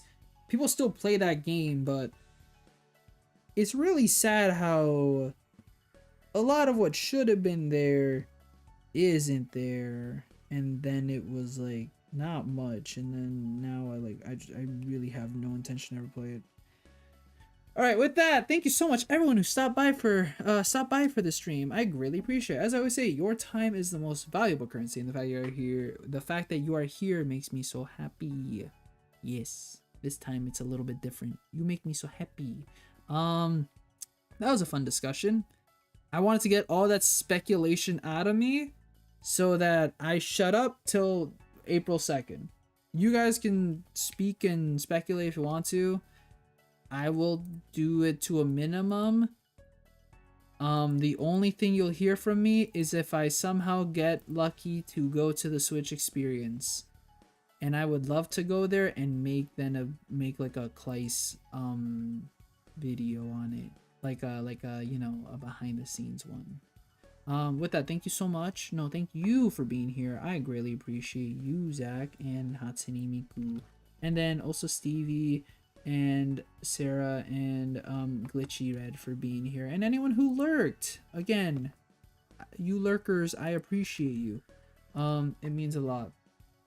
I'm trying to learn what you typed.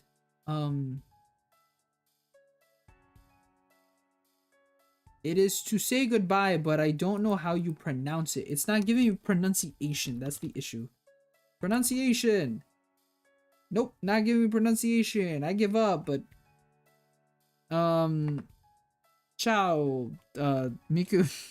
But yes, oh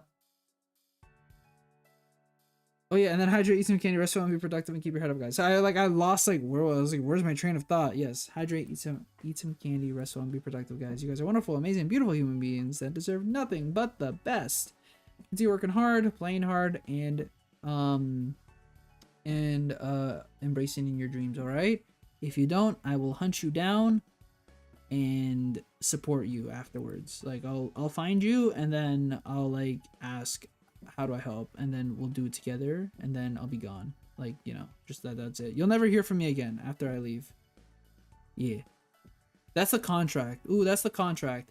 If you're not believing in yourself and embracing your dreams, I will find you. I'll make you sign a contract where you're never allowed to watch Claes ever again. I will then help you, and then I'll disappear like the moon. And then that's it. And then you'll never know who a Claes is again. And then I'll go down in legends as a guy who was a streamer, randomly popped up. It's like a yokai type of thing, you know? Streamer who pops up, never hear from him again despite him being a streamer and everyone else knowing him. It's like that thing. Does it? I don't know. Did that work? I don't think that worked. Oh, that's it for me. Take care, everyone. Thank you again so much. I hope to see you guys tomorrow. I'd like to believe I'll see you guys tomorrow. And again, worst case, I'll do something in the Discord. Yes. We'll see. All right. Until then, take care, guys. Bye. See you either Sunday or Monday. Sunday being tomorrow, Monday being in 2 days. Bye-bye. Get some rest, okay? Plenty of rest. Drink some water, as I said. Take care of yourselves. Go finish your backlog. It's embarrassing how much there is. It's worse than mine. How dare you? I'm supposed to have a bigger backlog. I should really get onto that. Okay, bye!